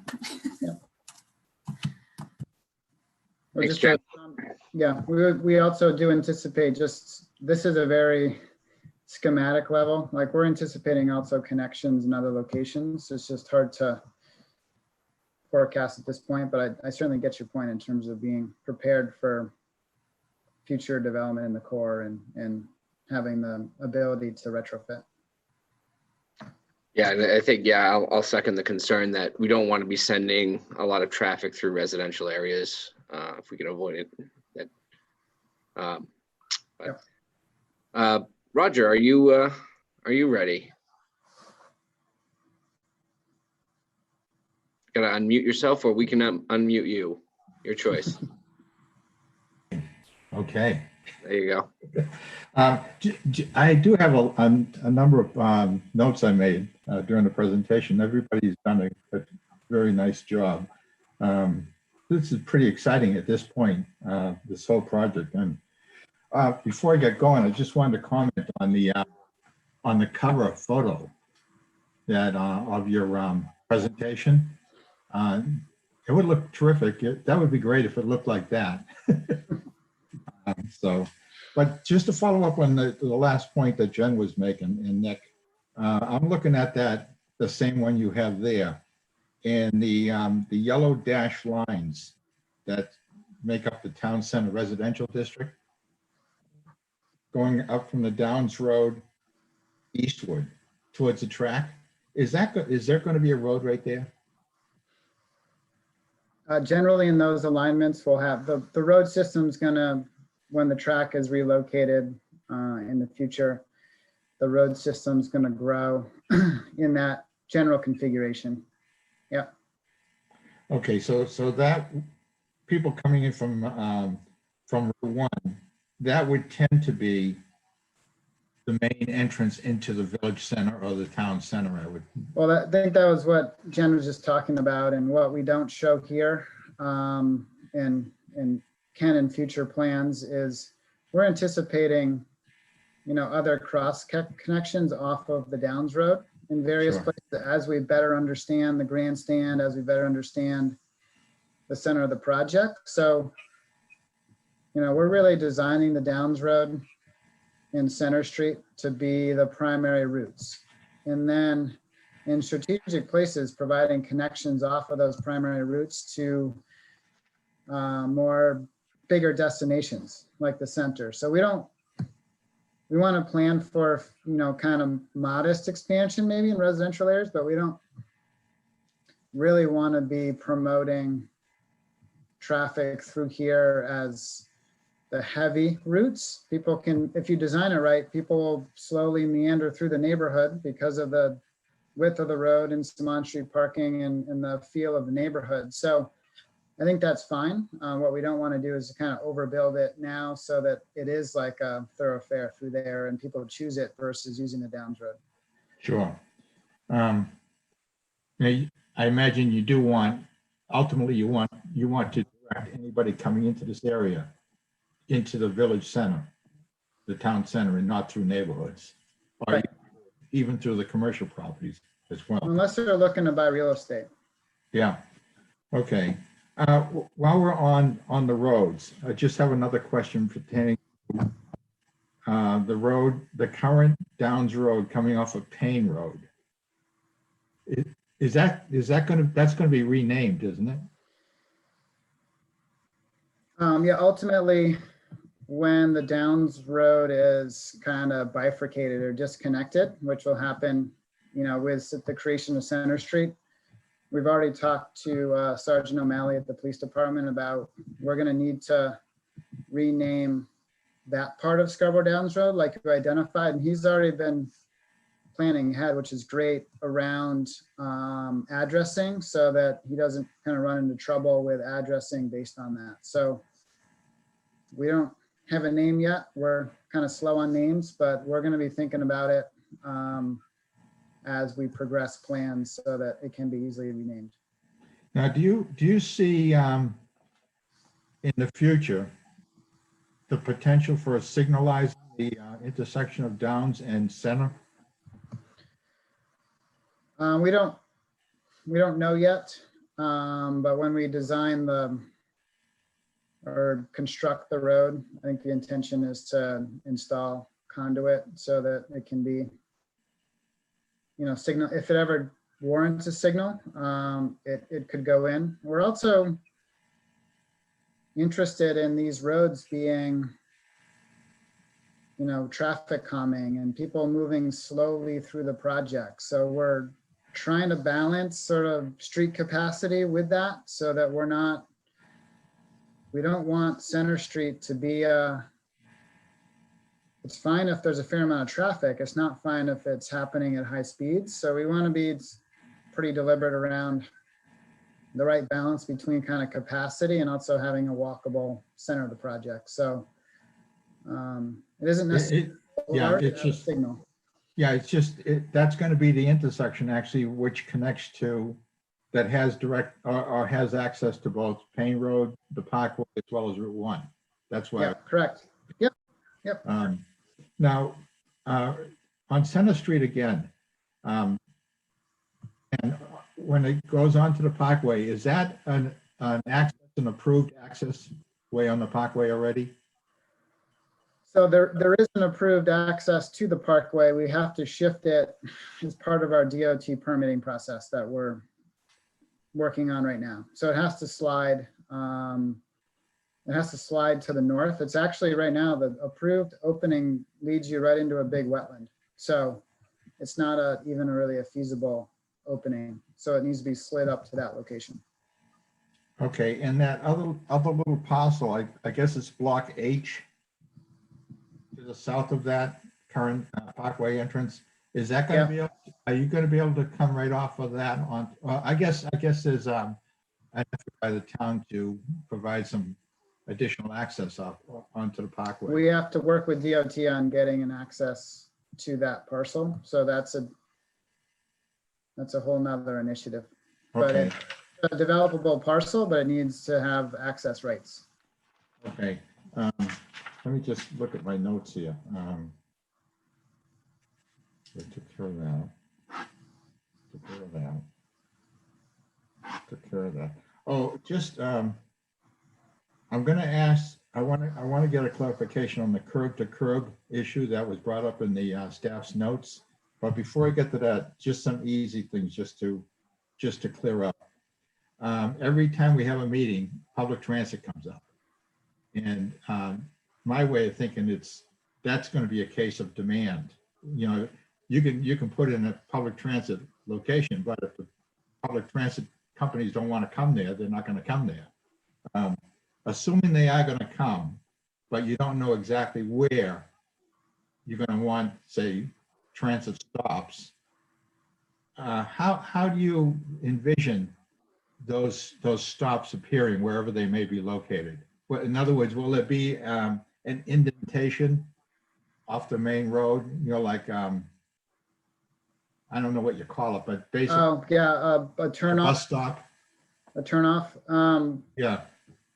We're not anticipating turnoffs, just given the fact that we're not trying to be a Route 1 with our travel speeds. So, I mean, Okay. I think those are more common when you don't want to obstruct traffic. A little delay for people getting on and off the bus shouldn't be a big deal on our streets. So we wouldn't probably have a pull off. Okay. So basically, you just have a bus stop along the road Yeah, and you would shelter or something like that. you'd fill in the esplanade from the sidewalk to the curb. You'd need a landing for Yeah. a stop, and then we'd need to, you know, where shelters are warranted based on the number of riders, we need to find a spot that works, you know, is in between buildings or is a good location for, safe location for a shelter. Okay. On the, another issue seems to be the Willowdale corridor. Okay. And it seems to be some question about the, you know, the right of the, what do you call it? The amount of, you know, the amount of lake between, you know, the The Willowdale. buffer, The buffer, yeah, yeah. And according to the staff reports, comments, I think it's like, there's a difference between 60 and 90 feet or something like that. Instead of what they would prefer, I think would be maybe 100 feet. Yeah, so the current proposal for our buffer to Willowdale is, so there's a conservation easement already. Yeah. You see on the plan that creates in most places, 125-foot buffer to Willowdale on both sides. So it's 250-foot wide conservation easement with the stream running down the center of it, but it's not always the center. Okay. We're also working with DEP on a 100-foot buffer where that actually becomes more because of how the stream meanders through the conservation easement. And so that's generally 50 feet on both sides, more than the town's stream protection, which is 75 feet. So that's a pretty big buffer for this stream, coupled with the fact that most of the, if you look at the plan here, there's really only, you know, half of the stream has, you know, this greenway on it. And then this is all conservation down here, all this green area. So in those places, buffers, you know, 30 acres of open space down here, at least to the west. So to really have viable development lots, we think we're already kind of doing a lot with our buffer to Willowdale with 125 versus 75, and you know, are required to do that based on the easement. So it's important for us to have these footprints in order to be able to get the road in here and have development lots along it kind of leading in. Well, I would tend to agree with you on that, but I'm just wondering if this is going to become an issue for staff. And Jamal, do you want to comment on this at all?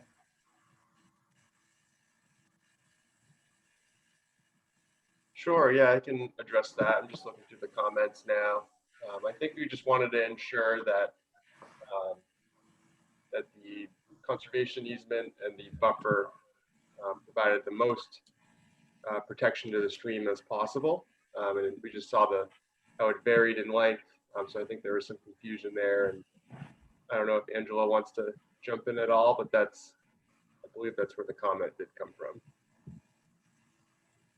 Can I join in. I think the question was, you were talking about the corner that you see on the plan, Dan, is from the center varying from the 65 to 90. That, where's the 120 that you just mentioned?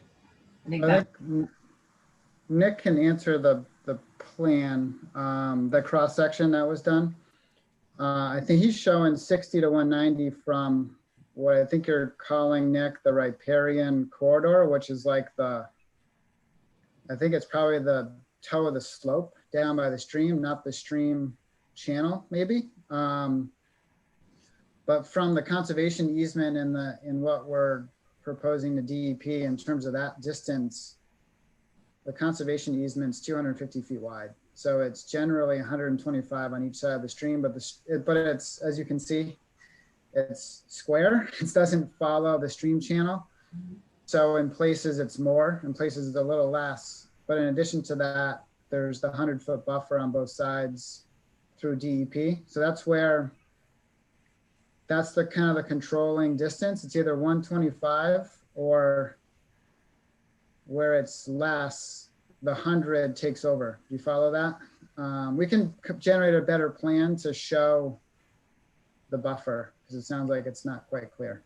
yeah, I think what I was asking for is to have a conversation with planning board so they understand when you say at a minimum you're gonna have 100-foot buffer, there are things that you're showing in that buffer. So it's not saying that it's a no disturb buffer and nothing can go in it. You're actually showing grading from the stormwater facilities. You're showing the placemaking as far as, well, I guess some of the other amenities that maybe aren't hard structures like a building or things like that. It's so, I guess the planning board has a better understanding of what actually may be in that 100-foot. Yeah, we'll get you a better plan because the only thing that's going to be in that distance is the outlets for stormwater, so that we're not proposing placemaking or other elements in the conservation easement at all. So it sounds like we're not being clear. So we can get you a better plan to show what's going to be in it, but it's only going to be the outletting the ponds. Would it also include the grading? Because obviously that's a significant stormwater facility that you're proposing. It's large in area. And then coming up with a berm on that back side and significant grading on the back of that and how far that goes. I guess I'm curious to know if that means you're talking like some clearing of trees and grading into that. And so making sure we know what that, I know you're saying about an outlet has to go in and so you have to clear some path. But that's very different than say that whole side slope, you know what I'm saying? Yeah, it's my understanding the side slope is not in that. Drew's on the line. So I think the intention is just to only clear to have the outlet pipes, Angela. So, but we can get you details so you can see that. That's good just to clarify that, I guess. Like you said, Absolutely. Yeah. Detailed out or even designed. I totally understand that because we're in master plan. It's just having this conversation I think is helpful. So it's documented that this is the intent, that nothing will be in that 100-foot buffer. Yeah. Okay, good. I just felt it was important to get that clarified and please have a discussion on it. If you don't mind, if you would indulge me for a second on the curb to curb thing, I think it's on your slide 35.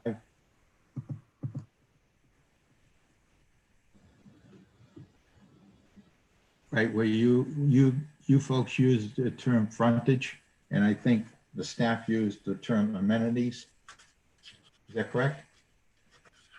We're talking about this cross section here, and Angela or Jamal J can chime in on what they mean.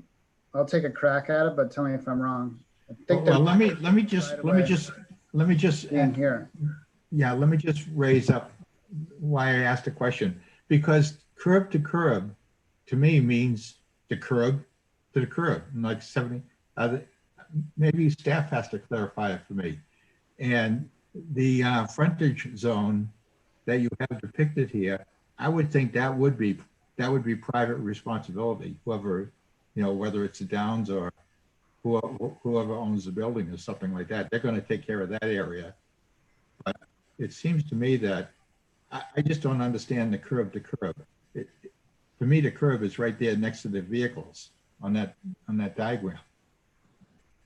Can somebody explain that to me?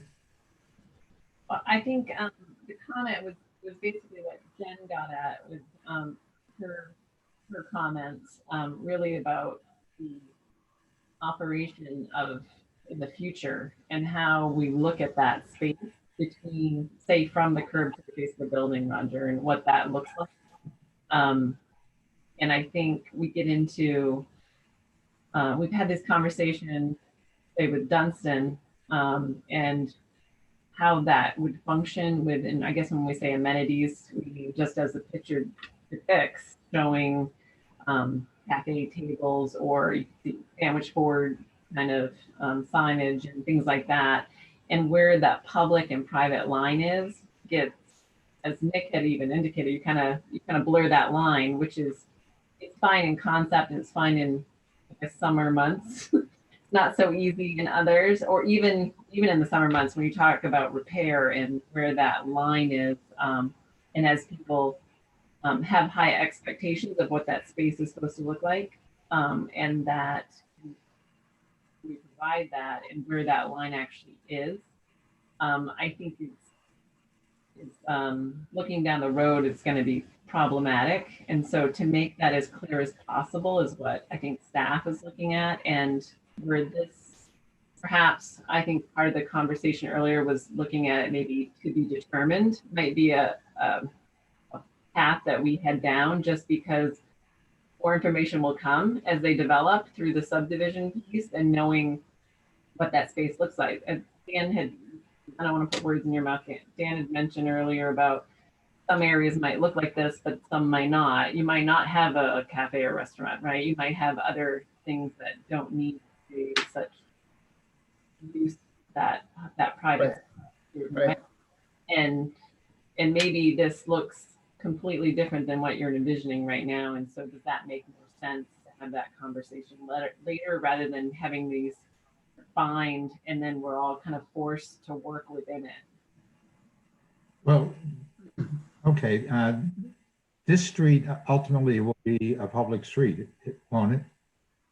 That's the intention. Responsibility. Mhm. And would that responsibility would be the buffer zone as well as the sidewalk, but not the frontal zone, It hasn't been, frontage zone. so, Do I have that right? no, not well, I mean, yes and no, maybe, and Angela should chime in. I mean, right now, sidewalk, snow plowing is responsibility of the Downs project and other projects in town, with the exception of a range of other sidewalks on primary streets. So snow removal, whether it's public or private right of way, I would expect would be the development would take care of. But there's other maintenance, right? There's repairs and things that you're referring to. So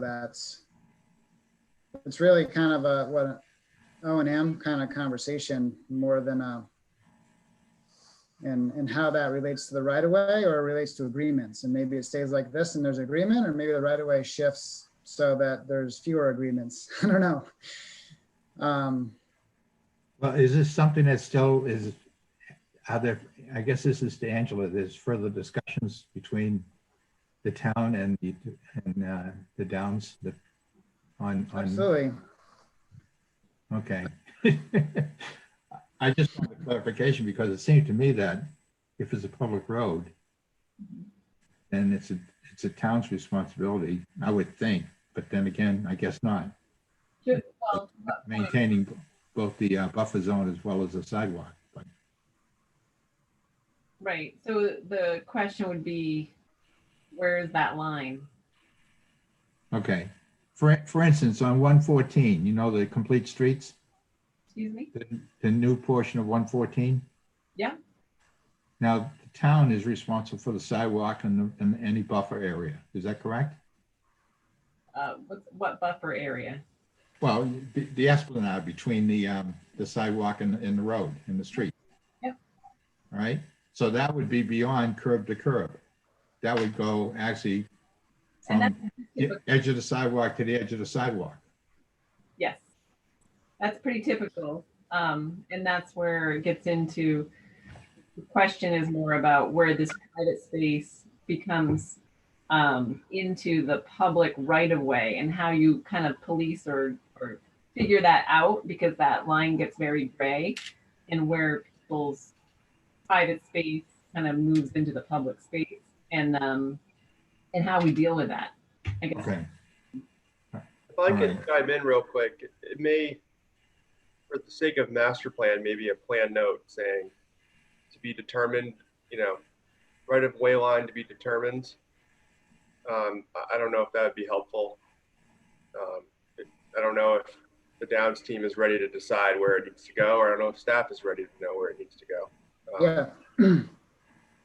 So I think that's fine. I think we need to get into the next layer to really get further with this from a design standpoint and engineering standpoint. So that makes sense to me. I mean, I'm fine with that. I mean, I think it's great that you guys are putting in this frontage zone. I think that's going to be a real nice amenity, no matter what you want to call it. I just wanted to mention something. I mean, if you picture that condition on Market Street and say the right of way really was delineated by the face of the curb, you can imagine it creates some confusion where when you're stepping out of your vehicle as a passenger, you're stepping into somebody's private property. Yeah.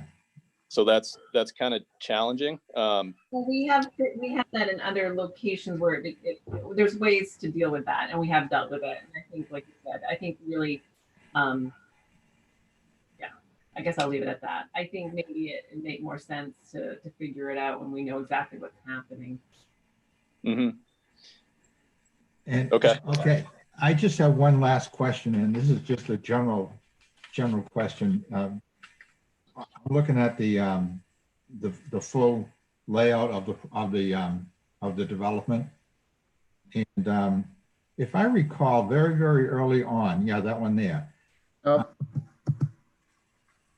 this one? the area between the Innovation District and what is going to be the town center. Weren't there discussed, wasn't that going to be like a mixed development with some residential, residential and some businesses in there too? And some commercial? Yeah, we haven't really gotten into too much detail there. We do think it can make a great area for some additional Transition area? between Innovation and downtown, or in the town center. Yeah. Particularly maybe along Center Street, because it would have pretty good access up to Payne Road. It's between two kind of business areas. But we also think it, at least back in here, could easily be residential. That's also an area here that, WEX has expressed interest in, should they have the need to expand at a level that they can't be accommodated on the site that they're going to start with their first phase. So, if their growth projections continue, they may want a piece of that area for an additional office too. Would be a great spot for that. Bear with me for a second, but I do have one last question. I just thought about it, and it's on the affordable housing idea in the apartments, the senior apartments down at the end. At one of our earlier workshops, when you were discussing that, I raised the question, did that actually, let's see if I can find it here. Did that actually, those are all designed as senior housing. Now, and I think that the 10% is supposed to be dwelling units. Is staff satisfied that those apartments are going to satisfy the total 10% of, the affordable housing throughout the whole concept, the whole development? We think it has the possibility to, but they also included language that affordable housing could be incorporated into this development. If those, In other words, what I'm getting at is that's basically to a certain market, a segment of the market, seniors. And I was just wondering if there's going to be any kind of a challenge or anything like that. I mean, I don't have a problem with it myself. I just wanted the clarification to make sure that down the road, somebody's not going to say, well, there's 30 single family homes in here and 10% of those are supposed to be affordable housing. They're supposed, based on the type of unit it is. That's the only question I had. from staff's perspective, this is the same. Same Doesn't way. matter. Doesn't matter what kind of structure it is, as long as it's a dwelling. Correct. Yep. Okay.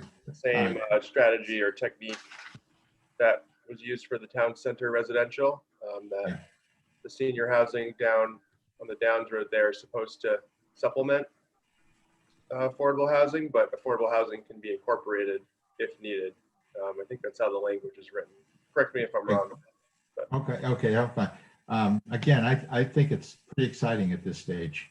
You guys got to be pretty excited about what's going on. So I think it looks great. Thanks a lot. Thank you. Thanks, Roger. Rick Munking, you want to jump in?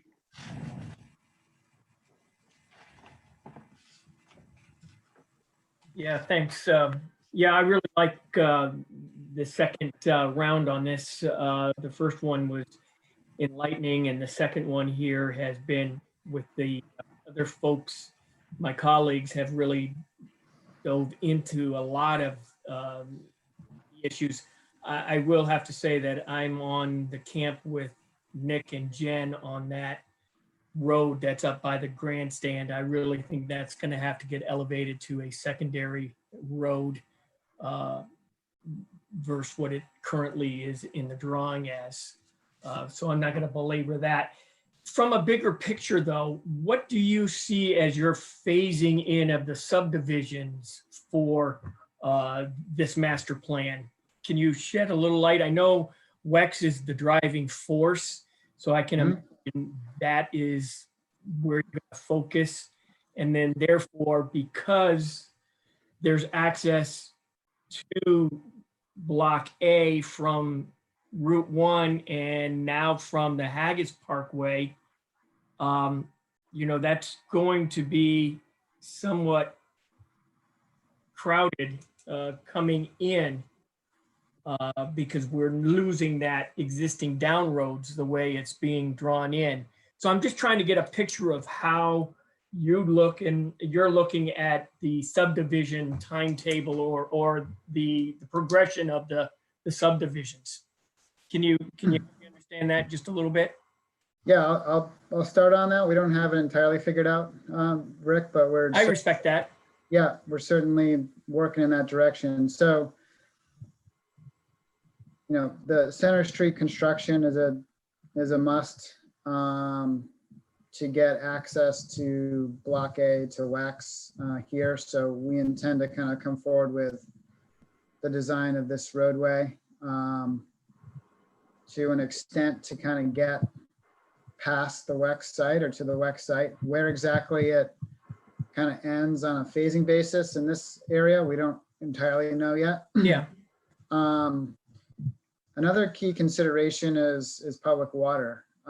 So, we're installing water down in the residential phase, so that is likely to be extended up here. So that dictates infrastructure being installed in this alignment on the Downs Road.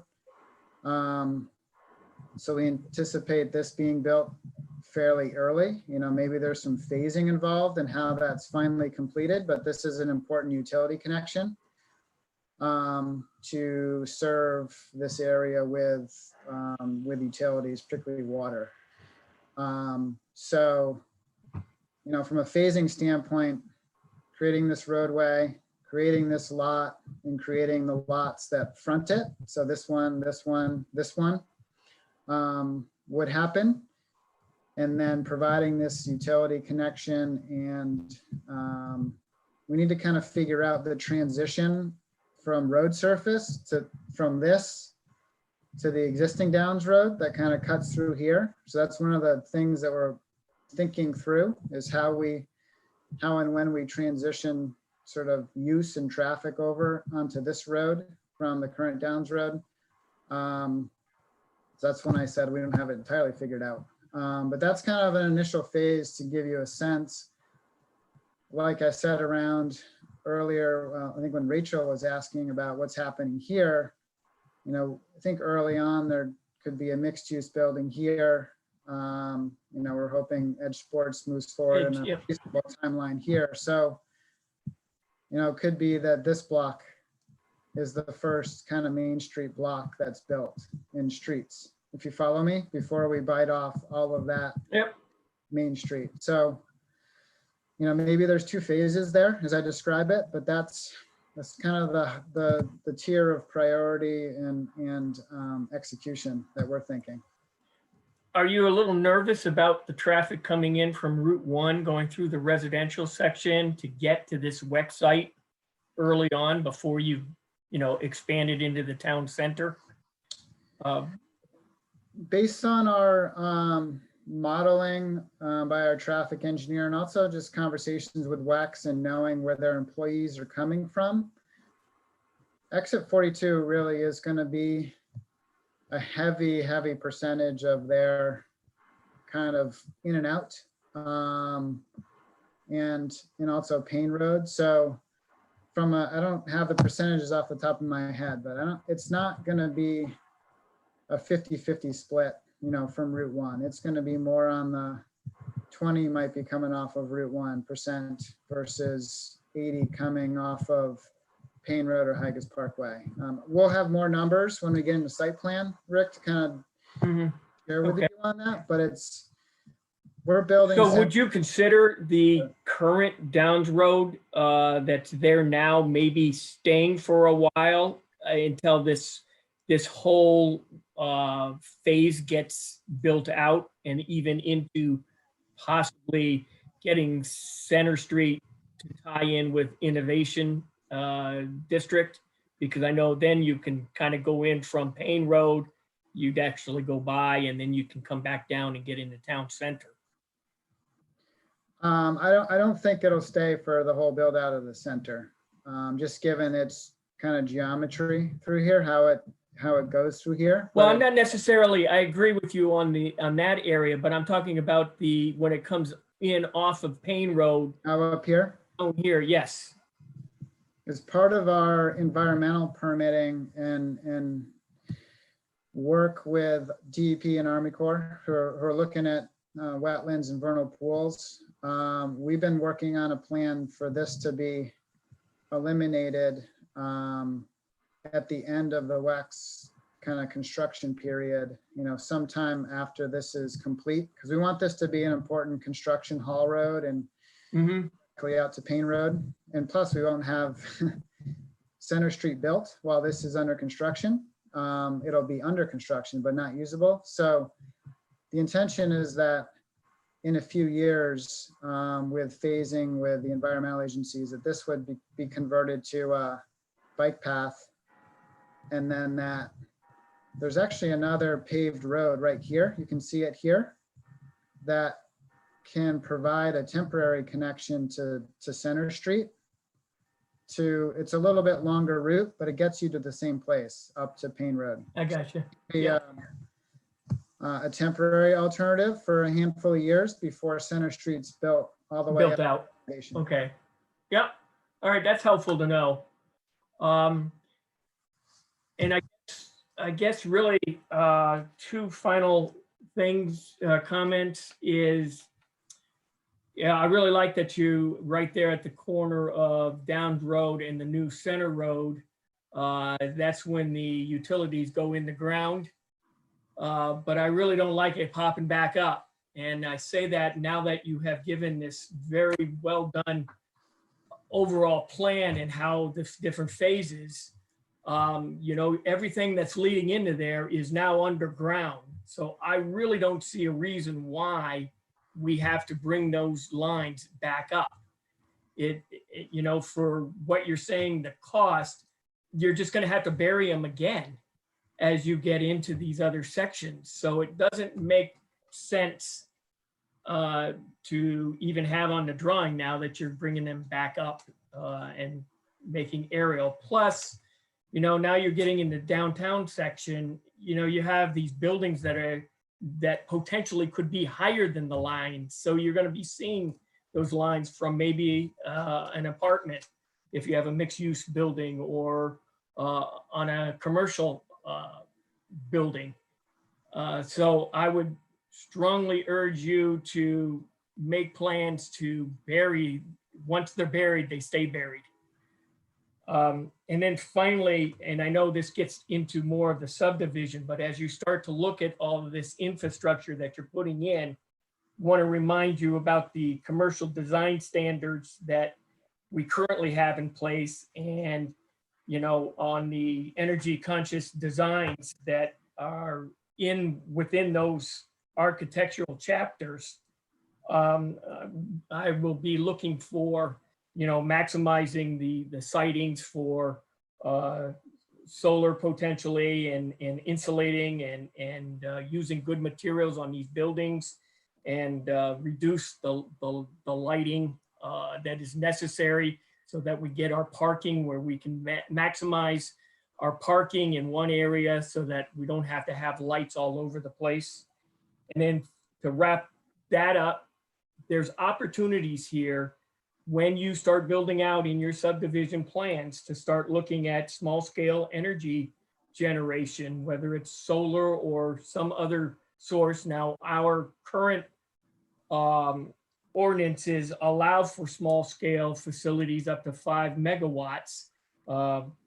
However, I know you can't use wind and stuff, and I really don't think you want to see windmills in this division, but be conscious of that as you start to look at the layout of these different areas where you're going to have a built environment. But otherwise, this is looking very nice. And I think my colleagues have provided a lot of input and thought into, and you guys have provided a lot of thought and consciously making a very well laid out and built environment that everybody can be proud of. See, I was the shortest one, Nick. Thanks, Richard. So I guess that leaves anything. I mean, I think my colleagues did a nice job here covering some of the bigger items. There was one thing that was mentioned, I think both in staff comments, and I think Rachel picked up on it as well. And I think the board should kind of clarify some direction for the applicant on it, which is the space and bulk standards regarding the residential mix being more consistent with the 40% rather than the 50% being offered up right now. Am I correct, Dan, that you were asking for a 50% residential commercial mix in the Higas Parkway? And does it apply to all of the areas, or is it just for the Higas Parkway area? So we're requesting up to 50% in the Higas Parkway district, and also up to 50 in the town center north, the same standard. The Higas Parkway in particular, the only concern we have with 40 is there's some potential that it's a decent location for like a larger senior housing type building or something. And if you're basing it on square footage, that could be a great, very fitting use off the parkway, and it could be, close to 50% of the area. And I think if you compare it to, say, a hotel and some, restaurant or other kind of uses we'd expect close to Higas Parkway. So 10% doesn't sound like a lot, but it could sort of prevent a very sort of fitting use happening there. So we didn't think it was inconsistent with Higas Parkway, that extra 10%, and it just could prevent us from, kind of having a nice end user there. But we don't have people lined up for these lots. So it's hard to say at this point. We want it to be generally commercial, but having, senior housing, multifamily, we think fits in perfectly there too, given what's around it.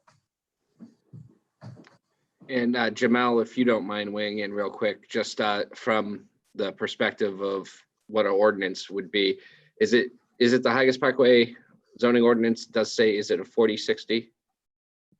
Yeah, correct. It's 40% residential to 60% commercial or mixed use. Okay. Or not 60% non-residential. Okay. We're not in the Higas Parkway district, I guess. I just want to make sure that's known to the board. Yep. Right. Yeah, because this was kind of lumped in with the rest of the project, correct? Yeah, it's the same crossroads zone. Yeah. So I think the board should weigh in on that, so we can clarify for both the applicant and for staff what the direction should be on that end. So whoever wants to jump in first, please have at it. This is Rachel. Since I brought it up, it seemed to me that the concept that the staff was hinting at, and I could be wrong, is that the idea that the approach on Higas Parkway starts off as Higas Parkway and following the other construction that's there and some of the appearances, so that those areas closest to Higas Parkway fit in with what's currently there, or projects that we know are coming along, and then it's sort of feathered into the Crossroads district as it gets further in from Higas Parkway. So I'm not immediately stuck on the 40% residential, and I have no problem with the group coming back and saying, okay, or excuse me, the 50%, and the group either way, and the group coming back, the developer coming back and say, okay, we've got a really good opportunity here to develop some senior housing that does X, Y, and Z, and that sort of approach to me, I guess I'm interested in being flexible, but I also want to make sure that we have the character of Higas Parkway maintained, at least till you can't see it anymore, as the road starts to turn. So I would prefer to stick with the 60-40, and if the developer wants to come back and say, we've got a good deal going here, here's the opportunity, I would have no problem changing my mind as they come back. Thanks, Rachel. Comment, Nick, or is this board discussion? What's Mind that? if I comment? Oh, sure, go ahead. I think to help with the discussion a little bit here, I mean, our thinking is the lot that's closest to Higas Parkway is certainly more likely to be commercial. There's been interest in a hotel, understanding that a sports complex, an office building, a large office building is going here. So we totally agree with the notion of having it match Higas Parkway and match the character and look and feel. So, and would expect that here on this lot. Also could be commercial, but I guess my point earlier around senior housing is you have a building very similar to commercial, but also can have a large square footage. And we just worry that an opportunity like that there's not an assurance they can move forward. Say they were 45% of the overall square footage of this district, and we think that would fit in just as well in this area, similar to the Beacon fitting in Higas Parkway, and that's entirely residential. So again, it may seem like a small point. It's just to have real estate deals come together. They're often pretty skeptical of, if it's not allowed, they're gonna walk away in many times, versus want to wait a few months to see if things can get revised. Thanks, Dan. I think for what it's worth, I think some of the concern really is how does it quote unquote fit in? Probably can be taken care of with architecture and design more so than the percentage that's being used in one respect or another. So, you know, as far as trying to make sure it fits into the Higas Parkway area, I think a lot of that is visual. But that's my thoughts. Roger, I saw a hand go up. Yes, I agree with Rachel and I agree with Dan. I agree with Rachel on the Parkway entranceway, the consistency. But I do agree with Dan that I think, especially in our economic situation we're in now and going forward, we've got to give them some flexibility, I think, to meet whatever the market is demanding at that point in time. So I guess I'm a little bit more willing to be a little bit more flexible. Thanks, Roger. Jen and Rick. Yeah, to Dan's point, it is tough to continue conversations if there's roadblocks already there. And Nick's point about architectural features that can make it fit into the environment in which it's going in appears to me to be, you know, outweigh the 10% that we would gain by having us be hardcore and stick with that 60-40 split. So I'd be in favor of being flexible. Thanks, Richard. I agree. Okay. So I think we got direction for both staff and applicant. Rachel, yes. Yeah, I think we have to, I guess I object. I think we have to be careful because we've had the presentation, an initial presentation, and I think it may be coming back of the development down near the Route 1 end of Higas Parkway, which I haven't had a chance to look at it because we haven't had the package yet. But it looks like it's back to that initial proposal from, I think, 3 Diamond that included a series of office buildings and apartments with the kind of notion that, well, the apartments are going to go up first and then the office buildings will go up later. And we keep saying yes to residential and waiting for the commercial. If the developers are willing to promise that that initial block, both of them, even the small one, down near the Higas, the closest to Higas Parkway, are going to be commercial, and the back lot is going to be the one that's held for residential, then I guess I wouldn't have a problem. But we're starting to load heavily on residential, and pretty much everything we've actually approved is residential.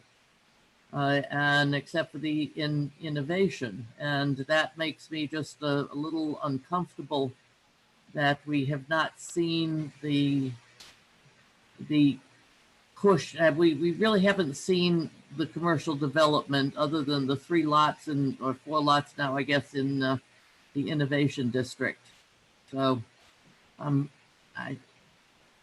not sure. We're loading heavily at the beginning on residential. Okay.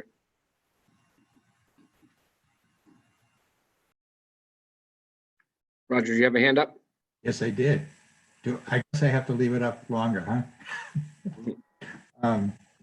The only thing I would say regarding what Rachel just said is that if you look at the Parkway and what it was originally designed to be many years ago, it's gone through a number of different changes, and there's still further changes going to occur regarding access to it because of the different markets, that the way the market has been changing.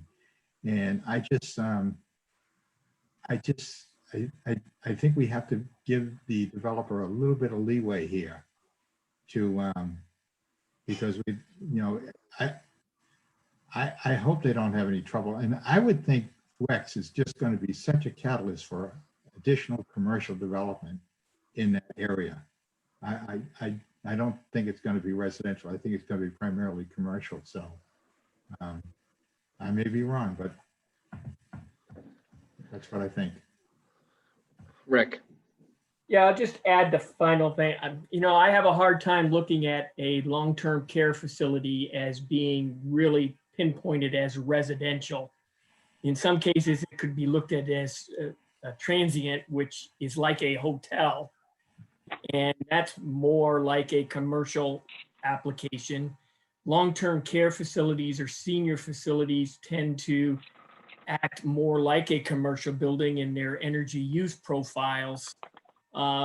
So, I do think that it'd be nice to see a hotel right on this, and then on that back lot, see a long-term care facility or something for senior, and not necessarily calling it senior housing, because that does now bring the connotation to, a residential component. But maybe try to seek a long-term facility where there's licensed operations going on. That might help. yeah, and just, for more food for thought, I mean, it's hard for me to see the numbers real clearly, but on the bottom portion along Higas Parkway, those two blocks there, if our intention really is to try to make that as commercial as possible, perhaps the applicant was willing to say, this is, that is a designated commercial development area. Square footage, is what it is. When you get into the other block up in that area, maybe it hits 50% residential overall on a square footage basis. But if we had commitments that the two ones abutting Higas would be, commercial in nature. Okay. Is Right, there a level of comfort there? I mean, So you're saying if the frontage lots, if you will, are focused on commercial, then you can go up to 50% overall, which would basically mean the other lot would be primarily residential. Is that what you're suggesting, Nick, from a? I'm kind of throwing an idea. I mean, if the discomfort is whether or not we're going to see another pocket development in one of those two spots, residential development versus, maybe more of a commercial mix, then, is that one way around it? Is that one way to kind of alleviate some concerns? Yeah, I think we'd be fine with that. I mean, remember, we're not allowing single family and two family, so we're thinking it's larger. Like Rick said, it's a assisted care, elderly, senior, maybe some apartment that is of character with commercial buildings, and we're not.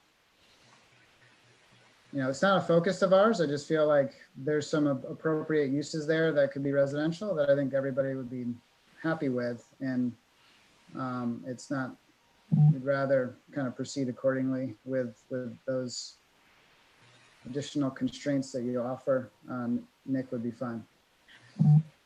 Rachel, I saw a hand up briefly. Yeah, I have no problem with that. That's kind of where I was going when I said we start to feather in more of the CPD, and that would include senior housing, and to that to that extent, you go to 50%. That's not a problem for me. But I think we keep the character. If there's a commitment to keep the character of Higas Parkway in those areas that are actually abutting Higas Parkway, that works. That sounds good. I'll figure out how to write it up. Well, I'm not sure how to do this, but maybe it's just you can designate that on the conceptual master plan, sort of like you did for the other district. Could I ask if we've lost Nick, or because all of a sudden his screen was blank? Yeah, I just got a text from Nick that he froze up. So. That happened to me earlier too, actually. I think my internet cut out and I got super scared, but then it just popped back on and everything was back to normal. So maybe that happened to him. He's trying to get back on. I don't know if you want to sort of. Well, I think Nick was doing his wind up, and I'm reluctant to say, are we done yet? Without Nick, although I'm ready to say that right about now. Although, you know, I don't think Nick had finished his summary. So if we can, anybody wants to tell a joke, or have a couple of comments about how you're doing with this shutdown. I would like to say how much I appreciate the work that the developer and the staff have done in terms of meeting, addressing the concerns that we had. This has gone a lot better than I feared would happen, especially since we are still trying to figure out all of the bells and whistles on Zoom. But I think that for me, this has been very helpful. And if I can get close enough to the screen, I can actually read some of the legend on the maps. Is Nick back yet? Nick is not back. We are, going, Rachel. yeah, we're over our time. Jamel, what are the next steps that you see? So I guess the board has two options. One is staff did draft up a draft motion for consideration this evening if the board got there. Basically pretty broad conditions to deal with the remaining comments based on where the board discussion went this evening. So that's one option. I could send that along to you, Rachel, if the board was comfortable, or. Can you put it on the screen? Let me ask the board. Is the board ready to take a vote tonight? Just thumbs up if you think that you've heard enough and you're ready. Okay, I'm seeing Jen. I did not see your thumb. Is your thumb up? Say something, Jen, and you'll fly. All right, we have I think 4 of us are ready to take a vote, or to consider a draft motion. Okay, I think Angela's working to. I think Dan has to take it. I'll stop sharing, right? Okay. Okay. That work for everybody? Or Jamel or Angela? Yep. Yep. Angela, can we see the motion?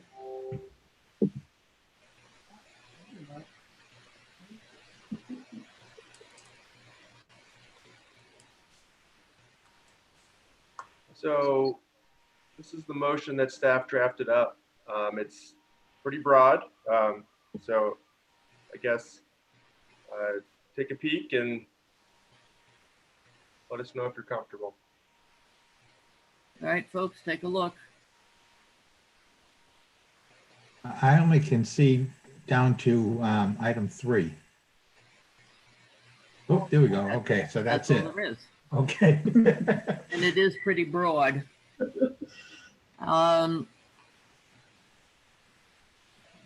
If the Well, they're board making is it comfortable, smaller on us, Rachel. Hmm? They're making it smaller on us. No, I'm not. I don't think I'm doing it. Okay, no, Angela is. I think. There we go. All right. If the board is comfortable, We need some senior text there. yeah. I will tell you that the senior group, the retired group at the National Education Association held a 10,000 person conference hostage until the group agreed that all of the print would be in 12-point font. And the motion passed because people wanted to get to supper. All right, we have a draft motion. I move to I'll- approve the conceptual If I master. could- Did you make a motion? Can I just jump in for procedural? Yep, Rachel, once you read the motion, we're going to have Doreen. The new state legislation requires a roll call vote. okay. So we'll have Doreen read through each person's name, and then they can vote as they see fit. Just wanted to jump in. Let me back up, and without Nick on here, do we have a quorum? There's 4 members, so yes. We do, okay. So I will read the motion, and then Doreen will call the roll. I move to, Doreen, could you, there we go. I move to approve the conceptual master plan titled Town Center North and Higas Districts proposed by Crossroads Holding LLC as depicted in the application materials packet prepared by Aceto Landscape Architects dated April 1st, 2020 with the following conditions. Number 1, work with staff to finalize the space and bulk regulations as noted in the staff review memo dated 4/15/20 and board deliberation. Number 2, work with staff to modify the street cross sections for the project as noted in the staff review memo dated 4/15/20 and board deliberation. Number 3, address the remaining comments noted in the staff review memo dated 4/15/20 related to the master plan approval. Is there a second? Second. Roger Beely has seconded. Doreen, will you do a roll call of the board? Rachel Hendrickson, Yes. Roger Beely, Yes. Richard Meinking, Yes. Jennifer Ladd, Yes. and Nicholas McGee. Hi, I'm back. Yes.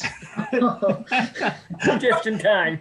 All right, Wow. Nick, do you want to declare the motion passed or shall I? Have at it. I just want to make sure that you guys didn't stuff anything in there while I was fighting with my run. We seeded your The neighborhood to motion- go The on. motion is passed. And Nick, I turn the meeting back to you. Thank you, Rachel, and thank you, everyone. I assume that that will conclude the business portion of our meeting this evening. Jamel, do you have any additional anything on the agenda you needed to add or information you wanted to send to us? Not at this time. Thanks for working with us using the Zoom meeting. This is our first one, so we appreciate everyone's flexibility and willingness to learn this on the fly. Well, Jamel, I'd like to add, thank you for the paper copies that were delivered today for the next week's. Helpful. I like to scribble notes. Mhm. Got it. Yeah, and Yes, thank you, Dan and Rocky, for going through this, and Nick and Drew, everyone that's been helpful, and the board. We did a pretty good job, I think, for our first real big go at it. So thank you all. Before Thank you, you guys. You leave, did a great job. Thank you so much for putting this together. yeah. Before Thank you you. leave, Nick, I just want to try something, okay? And I didn't want to try it during the meeting in case something happened, so. Okay, so you want Jamel and I to hang back while we No, adjourn? I'm all set. I'm all set. I did it and it worked. Okay. All right. So with that, I will entertain a motion to adjourn. So moved. Have a second? Yep. I've got Second. Rachel and Richard, all in favor. Thank you, everyone. I appreciate Thank it. you. Have a Nice great Good job. job. Thank you. Thank you. Have a great night. Thank you. Bye-bye.